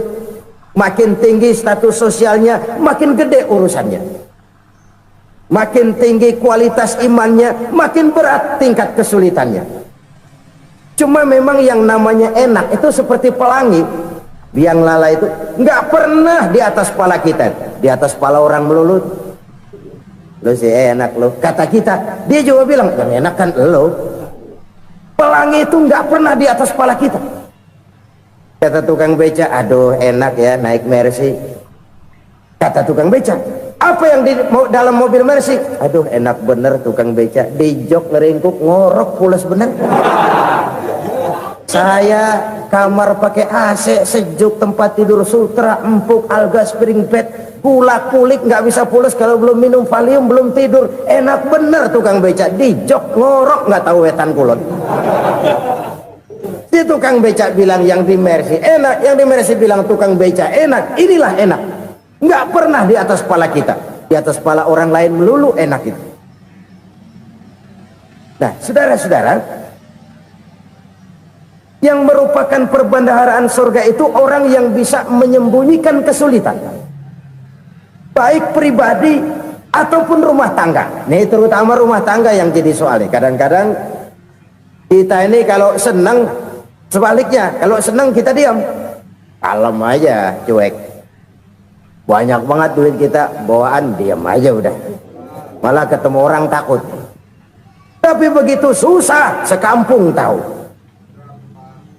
Padahal Nabi mengajarkan perbendaharaan surga itu menyembunyikan musibah, menyembunyikan kesulitan. Kalau enak, cerita sama orang-orang. Kalau nggak enak, rasain sendiri, tekan sendiri, atasin sendiri. Kita kan sebaliknya, senang kita diam, asal lagi susah, paling tidak kita nyari teman buat cerita kesusahan. Siapa orangnya yang nggak pernah susah? Cuma soalnya bagaimana kita mengatasi kesusahan itu sendiri. Begitu juga misalnya kalau orang sudah berumah tangga, itu orang tuanya harus menjadi tempat dia cerita yang enak-enak saja. Yang nggak enak rasain berdua, selesaikan berdua, atasin berdua. Jangan dibalik. Asal senang diam, giliran susah saja. Maknya laporan. Terbalik, bisa menjaga security informasi. Maka nama bayam keluar diem, malah seluitan. Enak amat lo makan daging ayam. Security informasi. Saudara-saudara kaum muslimin rahimakumullah, ujian yang terberat itu yang pernah diberikan kepada para nabi, para rasul, para aulia, para ulama. Makin tinggi keimanan, makin berat bentuk kesulitan. Ayo saya kemukakan satu contoh saja. Ada seorang nabi yang kaya, nabi kaya, namanya Nabi Ayub. Iblis kalau orang begini kan keki, ibadahnya rajin, kaya. Nih yang kayak begini susah digodain. Kalau ibadahnya rajin, miskin, kali bisa disogok. Sini imannya mantap, ibadahnya rajin, kaya, nabi lagi. Oh, tapi namanya iblis nggak kurang akal. Laporan, Tuhan, kenapa Les? Ya ini bahasa saya, bahasa Qurannya sih nggak gitu. Itu hambamu yang namanya Ayub, dia rajin ibadah cuma karena dikasih kaya aja. Coba kasih miskin dia, berhenti dia sembahyang. Ah, kamu bisa aja. Saya tahu Ayub itu hambaku yang ikhlas. Saya buktiin Tuhan, silahkan. Dibuktiin lah, iblis turun ke alamin. Yang mula-mula dia lakukan, dia rusak sawah ladang Nabi Ayub. Dia binasakan binatang ternak Nabi Ayub. Sehingga dalam waktu singkat, jatuhlah Nabi Ayub dari orang paling kaya jadi orang paling miskin. Beliau masih ibadah di mihrab dalam masjid. Datang iblis. Saudara Ayub, ya, lagi ngapain? Ibadah. Nyembah Allah, nyembah Allah. Oh, percuma. Kenapa? Tuhan yang ente sembah nih, dia udah bikin miskin ente. Sawah ladang ente hancur lebur, binatang ternak binasa. Sekarang ente jadi orang paling miskin. Ngapain nyembah Tuhan kayak begitu? Tekor. Udah berhenti dah ibadah, berhenti ibadah. Ini iblis sama Tuhan laporannya lain, yang dikerjakan kepada Nabi Ayub juga lain. Benar begitu iblis, kata Nabi Ayub. Iya, sawah ladang saya habis, buras. Binatang ternak saya binasa, binasa. Saya miskin, bangpak. Apa jawab Nabi Ayub? Bukan innalillahi, ini hebat. Alhamdulillahillazi a'tani wa akhza minni. Segala puji bagi Allah yang telah memberikan harta kepada saya dan sekarang mengambilnya lagi. Alhamdulillah. Allah yang ngasih, Allah yang ambil. Itu mah urusan Allah. Iblis cuman ibadah jalan terus, sujud lagi Nabi Ayub. Iblis seleher gondok banget. Dasar Nabi nggak mempan dia apa-apain. Miskin malah alhamdulillah. Allah yang ngasih, Allah yang ngambil. Jadi kalau kita tidak komit, kita tidak terikat kepada kaya, miskin, senang, susah, apa yang bisa bikin kita susah? Jadikan kekayaan, kemiskinan, jadikan senang susah sebagai anak buah yang bisa kita atur. Jangan kekayaan ngatur kita, jangan kemiskinan ngatur kita. Kita yang harus mengatur mereka. Senang susah, kaya, miskin, bahagia, sengsara, jadikan itu anak buah yang bisa kita atur. Kalau sekarang kita kaya, lain saat boleh jadi kita miskin, semiskin-miskinnya. Allah yang ngasih, Allah yang ngambil. Tenaga mana yang bisa menghalangi? Ibadah jalan terus. Iblis makin gondok. Dasar Nabi loh. Akhirnya apa? Nabi Ayub dikerjain, diberikan penyakit. Demikian fatal penyakitnya. Bayangin, udah miskin sakit. Masya Allah. Miskin sakit. Sakitnya nggak lama, kira-kira 16 tahun. Istrinya 3, 2 mental minta ceraiin. Ngerawatin laki bengek begini. Senang belum tentu, susah udah pasti nih. Cerai aja, cerai dah. Cerai. Tinggal satu Siti Rahmah yang setia menemani beliau. Sesetia-setianya hati perempuan Satu saat Siti Rahmah bilang, "Bang, iya, abang kan Nabi, Bang. Lalu namanya Nabi kan doanya jarang meleset, Bang. Maksud kamu minta kenapa sih sama Tuhan biar abang sembuh baik dah, Bang?" Siti Rahmah, "Iya, saya sakit berapa tahun sih dah? 16 tahun, Bang. Sebelum ini saya sehat berapa tahun? Ya kira-kira 60 tahun, Bang. Nah, coba ente banding-bandingin, Rahmah. Saya dikasih sehat 60 tahun, dikasih sakit 16 tahun. Sudah nggak sabar mau doa kepada Allah minta sembuh. Saya malu kepada Allah. Diuji dengan yang luar biasa seperti ini, tidak mengganggu stabilitas kehambaannya. Dia tetap menghamba kepada Allah Subhanahu wa ta'ala. Saudara-saudara kaum muslimin rahimakumullah, kunci menghadapi kesulitan itu apa? Allah jelaskan dalam satu ayat, wa basyiris sabirin alladzina iza asabathum musibah qalu inna lillahi wa inna ilaihi raji'un. Gembirakan orang-orang yang sabar. Siapa mereka itu? Yang apabila mendapat musibah mereka kembali kepada keyakinan dasar, segalanya dari Allah dan segalanya akan kembali kepada Allah. Ini konsepsi dasar dari sikap muslim dalam menghadapi berbagai kesulitan. Segalanya dari Allah, segalanya akan kembali kepada Allah. Kalau ini sudah kondisi dasarnya, maka kita akan lapang menghadapi kenyataan bagaimanapun pahitnya. Apakah itu namanya miskin, apakah itu namanya sakit, bahkan maut sekalipun, segalanya dari Allah, segalanya akan kembali kepada Allah. Ini sikap hidup, bukan sekedar ucapan. Kita kadang-kadang menjadikannya sebagai ucapan, mulutnya sehingga berhenti innalillahi wa inna ilaihi rajiun, tapi nangisnya terus gerung-gerungan. Bukan itu, ini kesadaran moral. Kalau segalanya dari Allah, segalanya kembali kepada Allah, kan sebenarnya cuma nunggu giliran. Hari ini saya nyembayangin dia, entah hari apa saya disembayangin orang. Hari ini saya antar dia ke kubur, entah hari apa orang nganterin saya ke kubur. Hari ini saya tahlilkan dia, entah nanti kapan orang tahlilkan saya. Segalanya dari Allah, segalanya akan kembali juga kepada Allah. Oleh sebab itu saudara-saudara, kesulitan bukan untuk ditakuti.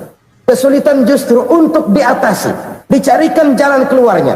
Dan tidak ada orang yang tidak pernah mendapat kesulitan. Tidak ada. Semakin tinggi status sosial, semakin tinggi kualitas keimanan, semakin besar juga tingkat kesulitan. Hanya saja bagaimana cara kita mengatasinya. Dan Al-Quran menyatakan, inna ma'al usri yusra. Di balik kesulitan itu pasti ada kemudahan. Roda itu berputar.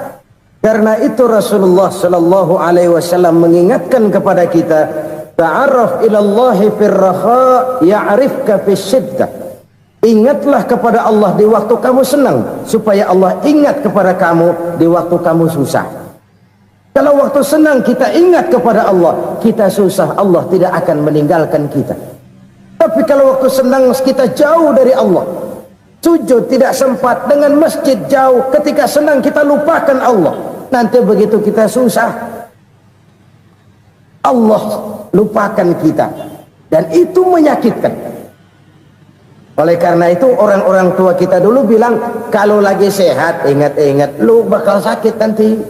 Kalau lagi kaya ingat-ingat satu saat kita bakal jatuh miskin. Bahkan kalau lagi muda ingat-ingat kita bakal tua. Dan yang terpenting, kalau lagi hidup ingat-ingat kita bakal mati. Saudara-saudara kaum muslimin rahimakumullah. Jadi yang kedua yang merupakan perbendaharaan surga, menyembunyikan musibah. Saudara-saudara kaum muslimin rahimakumullah. Hal ketiga yang merupakan perbendaharaan surga adalah wasilatur rahmi. Orang yang suka bersilaturahmi. Sebagaimana yang kita maklum bahwa manusia adalah makhluk yang disebut zon politika. Makhluk sosial yang tidak mungkin hidup sendiri-sendiri. Betapa dan siapapun kita memerlukan orang lain. Bodoh betul manusia kalau tinggal di tengah masyarakat tapi tidak mau bermasyarakat. Merasa hebat sendiri, pintar sendiri, gagah sendiri, kaya sendiri. Mungkin kalau mati juga ngubur sendiri.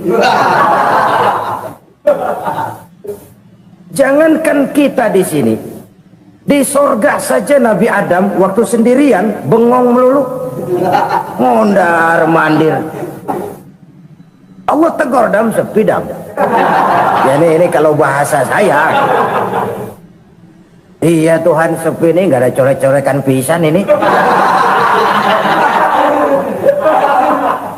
Diciptakan Siti Hawa baru anteng Nabi Adam. Itu di sorga. Cobalah. Umpamanya saudara tinggal di Jakarta nih. Kayak bener. Apaan aja di Jakarta punya saudara dah. Jembatan Semanggi ambil. Monas, Buntel bawa pulang. Hotel-hotel ambil semua. Cuman tinggal di Jakarta sendirian, apa enaknya? Betapa dan siapapun kita perlu orang lain. Tidak ada seorang pun yang bisa memenuhi kebutuhan hidupnya secara sendiri-sendiri. Nah, Islam telah menyelamatkan manusia dari ras diskriminasi, mengikat manusia dengan persaudaraan yang berlandaskan kepada akidah. Karena itu dianjurkan bersilaturahmi. Bahkan Nabi menyatakan, man arada ayyubsata lahu fi rizqihi wa yunsa'a fi atharihi falyasil rahimah. Siapa yang kepengen diluaskan rezekinya dan dipanjangkan usianya, banyaklah ia bersilaturahmi. Siapa yang kepengen dimudahkan rezekinya, hendaknya ia banyak bersilaturahmi. Kalau banyak teman, kesulitan kan paling tidak ada tempat cerita. Udah susah sendirian, kita pikirin diri, nggak ada tempat tukar pikiran. Cepet banget sama bengek.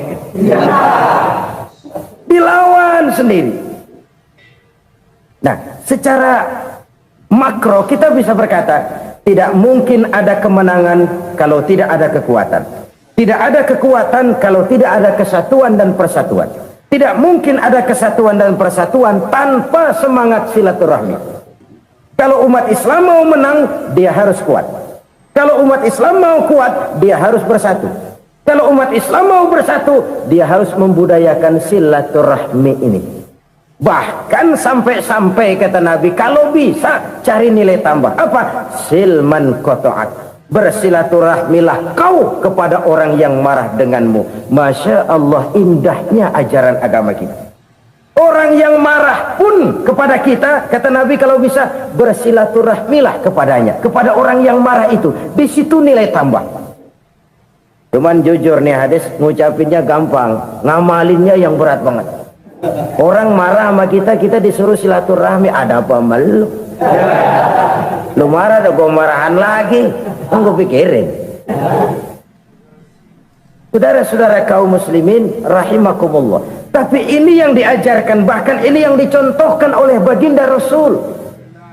Bagaimana begitu mudah, misalnya satu saat Abu Jahal ini ngatur strategi bagaimana bikin Muhammad celaka. Dia gali lubang di depan tempat tidurnya. Dia tutupin daun korma. Terus dia panggil seseorang, ke sini. Kasih tahu Muhammad, pamannya sakit keras, minta ditengokin. Berangkat orang ini ke sana. Muhammad, labbaik. Pamanmu sakit keras, dia minta ditengokin. Baik, saya akan datang menjenguk beliau. Berangkatlah Nabi ke rumah Abu Jahal tanpa prasangka apapun. Abu Jahal udah pasang setil, selimut 3 rangkap setengah dia pakai, persis kayak orang meriang. Tapi sembari ngintip dari balik selimut, begitu Muhammad buka pintu, nah masuk perangkap nih. Muhammad jalan menuju tempat pembaringan. Makin lama makin dekat, makin lama makin dekat, makin dekat ke lubang yang dipasang oleh Abu Jahal itu. Dalam hati Abu Jahal, terus dah jatuh, mampus dah lo ini. Mampus lo hari ini nih. Apa yang terjadi? Malaikat Jibril datang. Muhammad, pamanmu cuma pura-pura sakit. Di depan tempat tidurnya ada lubang perangkap supaya kamu jatuh ke situ. Sudah, kamu pulang. Balik kanan Nabi. Sudah hampir jatuh ke lubang, balik kanan, pulang. Bayangin kecewanya Abu Jahal. Muhammad dikit lagi, Muhammad dikit lagi. Enggak paman, saya pulang aja. Emosi bangun dari tempat tidur, enggak sadar kalau lagi pura-pura sakit. lompat ngejar Nabi, dia lupa dengan lubang yang dia gali. Pusrak, nyemplung sendiri ke dalam lubang.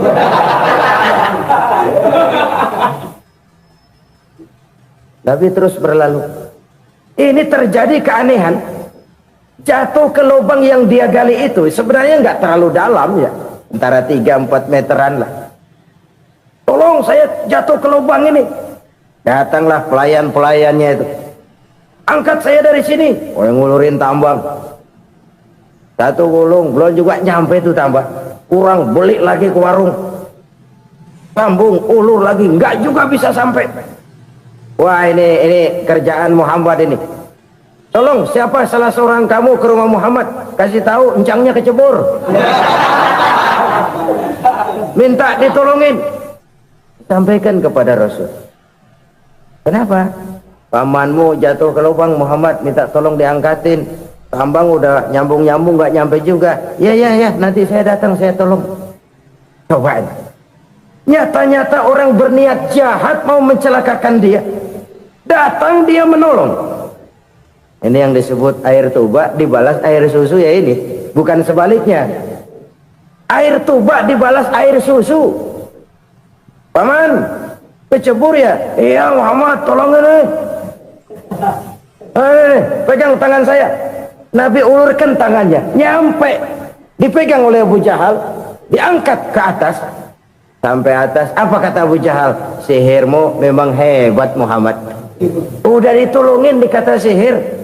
Yang enak kita kemplang kan itu orang begitu. Urusan apa? Tapi inilah akhlak. Kalau bisa kamu bersilaturahmilah dengan orang yang marah kepadamu sekalipun. Orang marah kita tetap baik. So, kalau kita berbuat baik sama orang yang memang baik, rasanya sih biasa-biasa aja. Orang baik kita baik lagi, ya draw aja, belum ada nilai tambah di situ. Baru ada nilai tambah kalau kita bisa berbuat baik kepada orang yang nyakitin kita. Itu namanya kita setingkat di atas dia.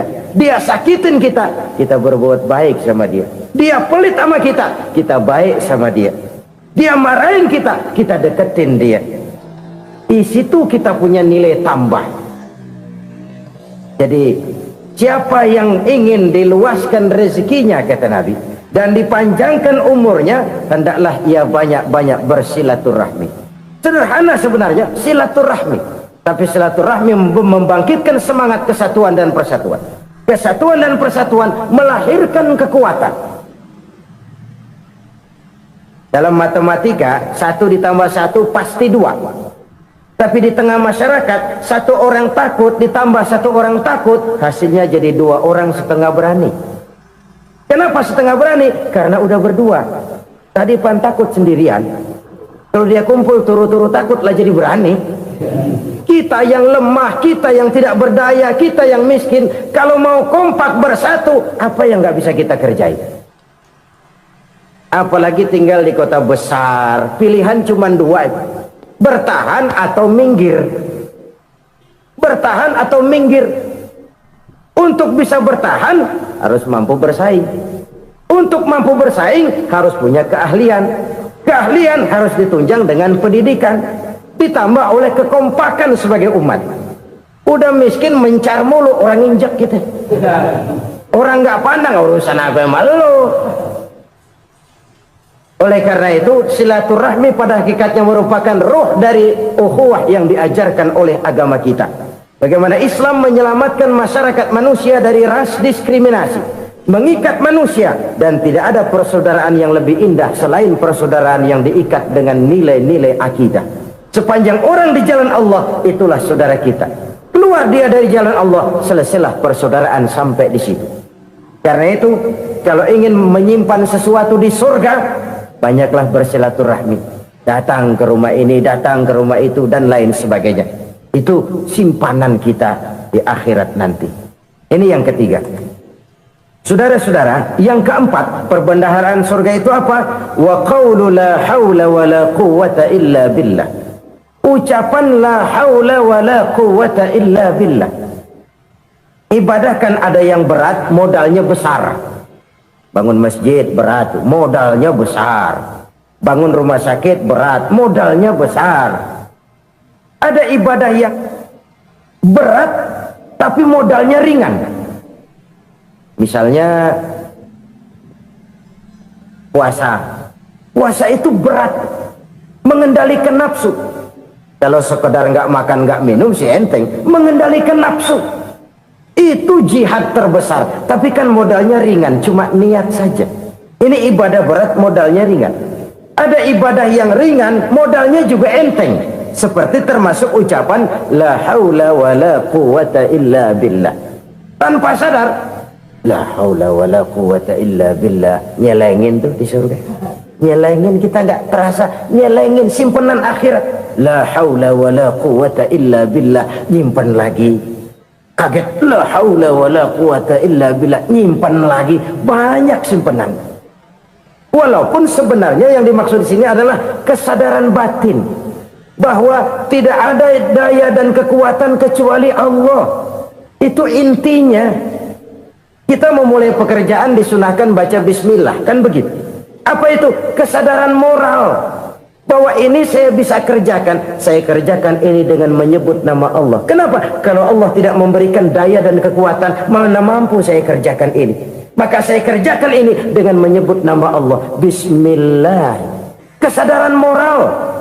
Manusia hanya wajib berusaha, tapi nggak pernah wajib berhasil. Banyak hal-hal yang kalau kita renungkan secara rasio nggak mungkin, tapi jadi kenyataan. La haula wala quwata illa billah. Tidak ada daya dan kekuatan kecuali bagi Allah semata-mata. Kesadaran moral akan kelemahan dan keterbatasan makhluk bernama manusia. Kadang kita kagum dengan otak, tapi kita sering lupa sama yang bikin otak. Padahal bagaimanapun hebatnya otak, yang bikin otak pasti lebih hebat dari otak. Nggak percaya, silahkan otak-otakan. Inilah kecenderungan. Kita kagum dengan pesawat-pesawat mutakhir, bukan main, besi gede banget terbang itu. Alangkah hebatnya. Lalu apa yang bikin otak tidak lebih hebat dari itu semua? Kita puji laut, apa yang bikin laut tidak lebih hebat dari laut itu? La haula wala quwata illa billah. Tidak ada daya dan kekuatan kecuali Allah. Apa yang bisa kita lakukan kalau tidak karena daya dan kemampuan yang diberikan oleh Allah kepada kita? Lahirlah sikap tawadu, rendah hati, tidak melonjak menjadi angkuh dan sombong, sadar akan kelemahan dan keterbatasan diri sebagai makhluk yang diciptakan oleh Allah Subhanahu wa taala. Jadi satu sisi ini ucapan yang berpahala, la haula, jadi wiridan. Pada sisi lain ini kesadaran moral, sikap mental, kesadaran batin bahwa yang punya daya dan kekuatan itu cuma Allah. Kita nggak pantas untuk sombong, sebab sombong itu pakaiannya Allah. Kita nggak sedang pakai pakaian Allah, kegedean. Dan makin kita renungi, makin terbentur. Apa sih yang bisa kita sombongin? Kita mau sombong apa? Kaya? Pintar? Itu kan semua relatif. Di atas langit masih ada langit lagi. Jadi oleh karenanya, marilah kita menyadari. Manusia hanya wajib berusaha, tapi tidak pernah wajib berhasil. Yang berusaha saja tidak wajib berhasil, apalagi yang tidak berusaha. Islam bukan agama orang pemalas yang selesai sholat lalu endelohom, nggelenggem ayem-ayem. Tapi Islam bukan agama orang sombong yang setelah berusaha lalu tidak memerlukan Allah. Kita bisa saja bikin proyeksi, tahun sekian kita bakal panen besar menurut perhitungan otak. Tapi ada kejadian lain. Apa? Tikus ngambek. Habis itu dimakanin tikus, panen gagal. Proyeksi rasional gagal oleh tikus-tikus yang ngambek itu. Bisa saja terjadi. Tahun depan kita panen besar, urung. Kenapa? Musim panas panjang. Dan sekarang ini koran-koran bikin berita musim mengalami penyelewengan. Bukan cuma manusia yang nyeleweng sekarang. Musim pakai nyeleweng. Mestinya kan musim hujan udah selesai, masih hujan-hujan juga. Musim. Nah sekarang kita boleh bikin proyeksi, kita bakal panen besar. Tahu-tahu musim panas panjang. sawah retak, air kering, cari teknokrat yang paling botak, suruh pendekin tuh musim panas. La haula wa la quwata illa billah. Inilah kesadaran moral. Saudara, saya teringat satu saat ada seorang konglomerat. Umurnya ya kira-kira 70-an. Satu saat dia ditanya oleh wartawan, "Pak, umur Bapak berapa sih?" "Ya paling 10 tahun." 10 tahun? 10 tahun? Anak Bapak berapa orang? Satu saja? Satu. Harta Bapak berapa? Ya paling-paling bangsa 7 juta kali. 7 juta? Iya. Pak, kenapa Bapak bohongi saya? Bapak punya buku biografi, koran-koran, majalah-majalah banyak memuat cerita riwayat hidup Bapak. Saya tahu umur Bapak 70. Kenapa bilang cuma 7 tahun? Saya tahu anak Bapak 8. Kenapa cuma bilang 1? Saya tahu harta Bapak miliaran, mungkin triliunan, pabrik di mana-mana, bank di mana-mana. Kenapa bilang uang Bapak cuma 7 juta? Nah, kata si konglomerat tadi, "Kamu benar, Nak, kamu benar. Umur saya kalau jumlahnya memang 70, Nak.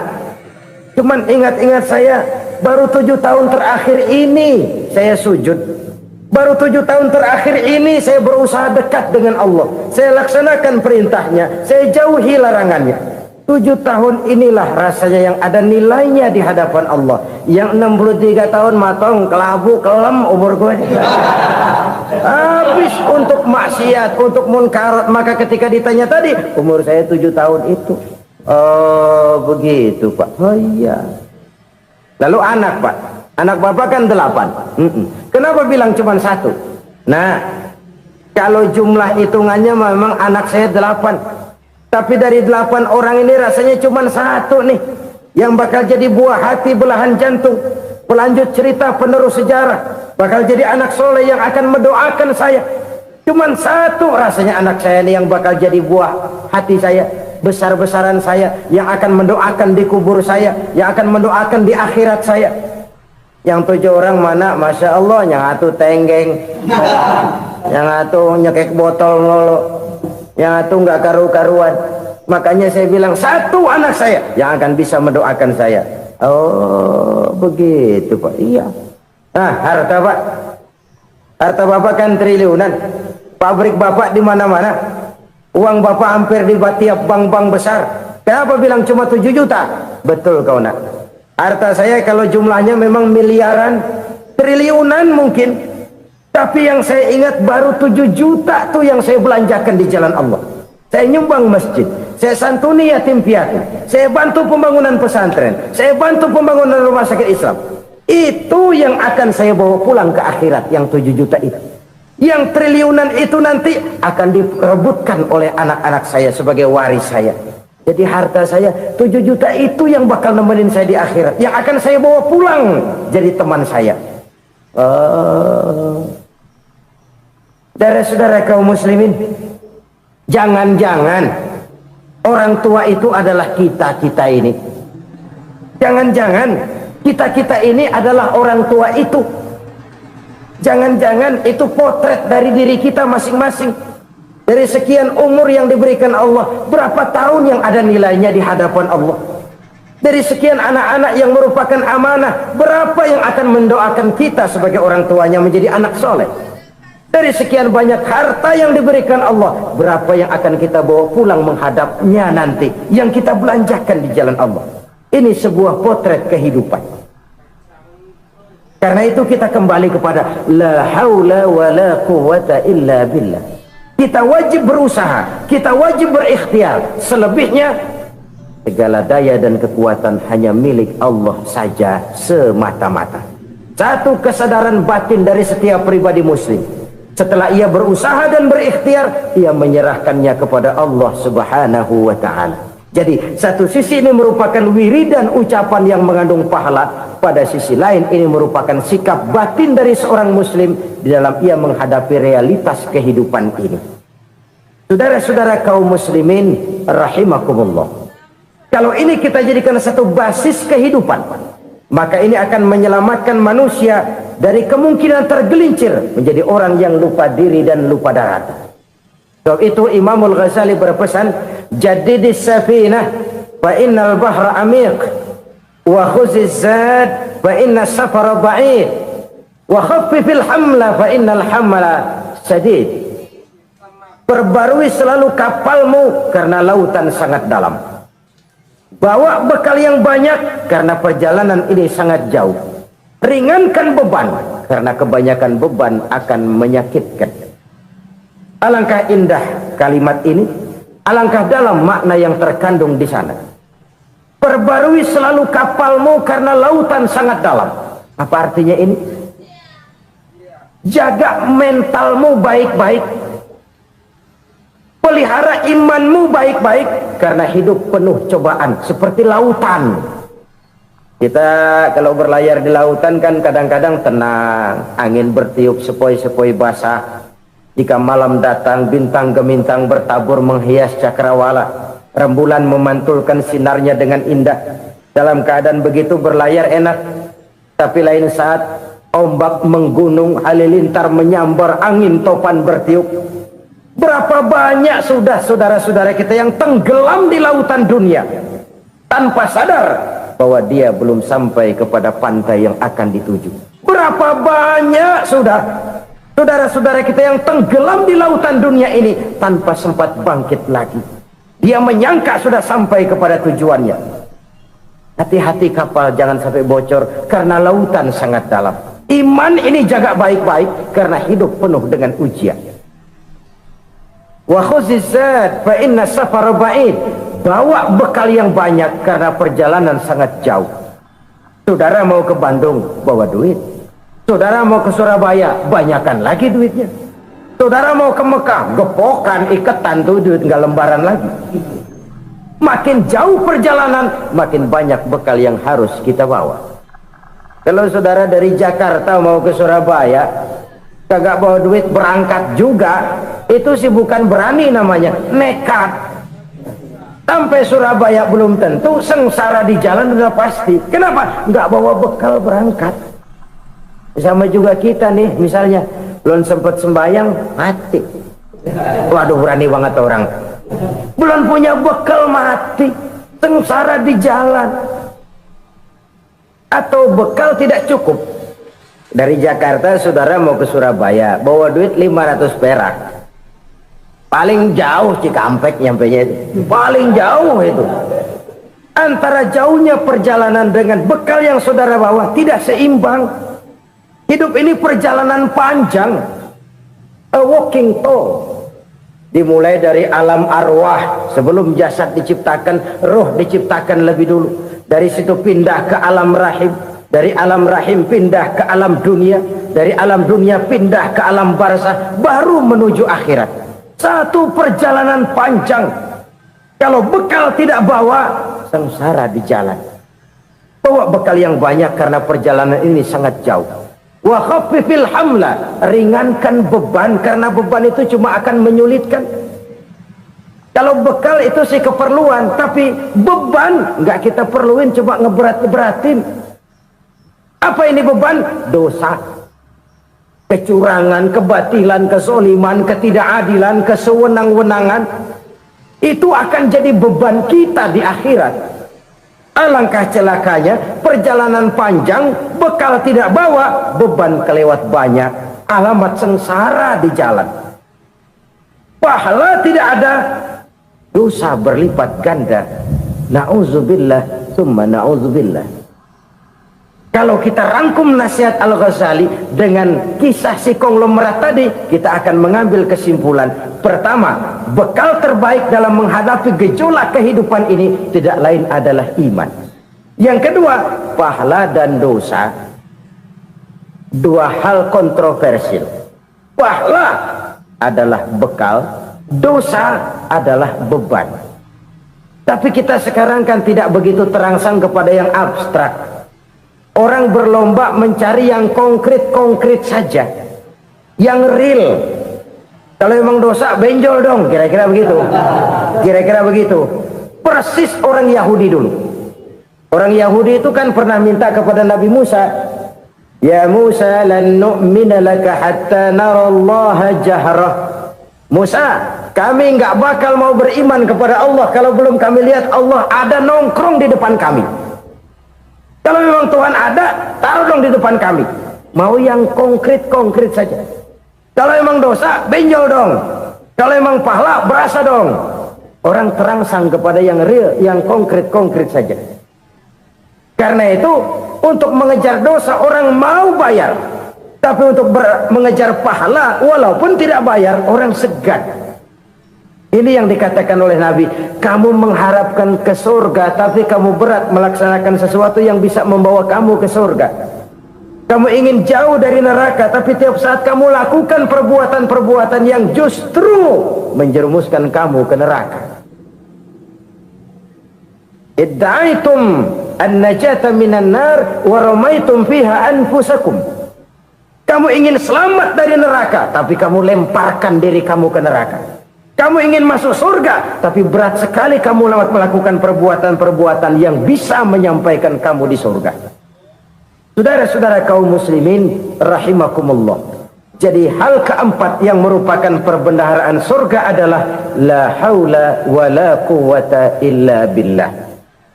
Satu sisi ini merupakan ucapan yang memperberat timbangan akhirat. Pada sisi lain ini merupakan sikap hidup seorang muslim. Kesadaran batin yang sangat dalam bahwa tidak ada daya dan kekuatan kecuali Allah. Dan itu kita simbolkan pada saat memulai pekerjaan dengan Bismillah, dengan menyebut nama Allah. Satu kesadaran moral, saya hanya bisa melakukan ini karena diberikan daya dan kekuatan oleh Allah. Lahirlah sikap tawadu, rendah hati, tidak melonjak menjadi angkuh dan sombong. Saudara-saudara, sampai sini dulu jumpa kita kali ini. Semoga 4 perbendaharaan surga ini dapat kita lakukan, yang kelak akan merupakan bekal kita di kemudian hari nanti. Amin ya rabbal alamin. Terima kasih atas segala perhatian, mohon maaf atas segala kekurangan. Usikum wa iyaya bitaqwallah. Wassalamu alaikum warahmatullahi wabarakatuh.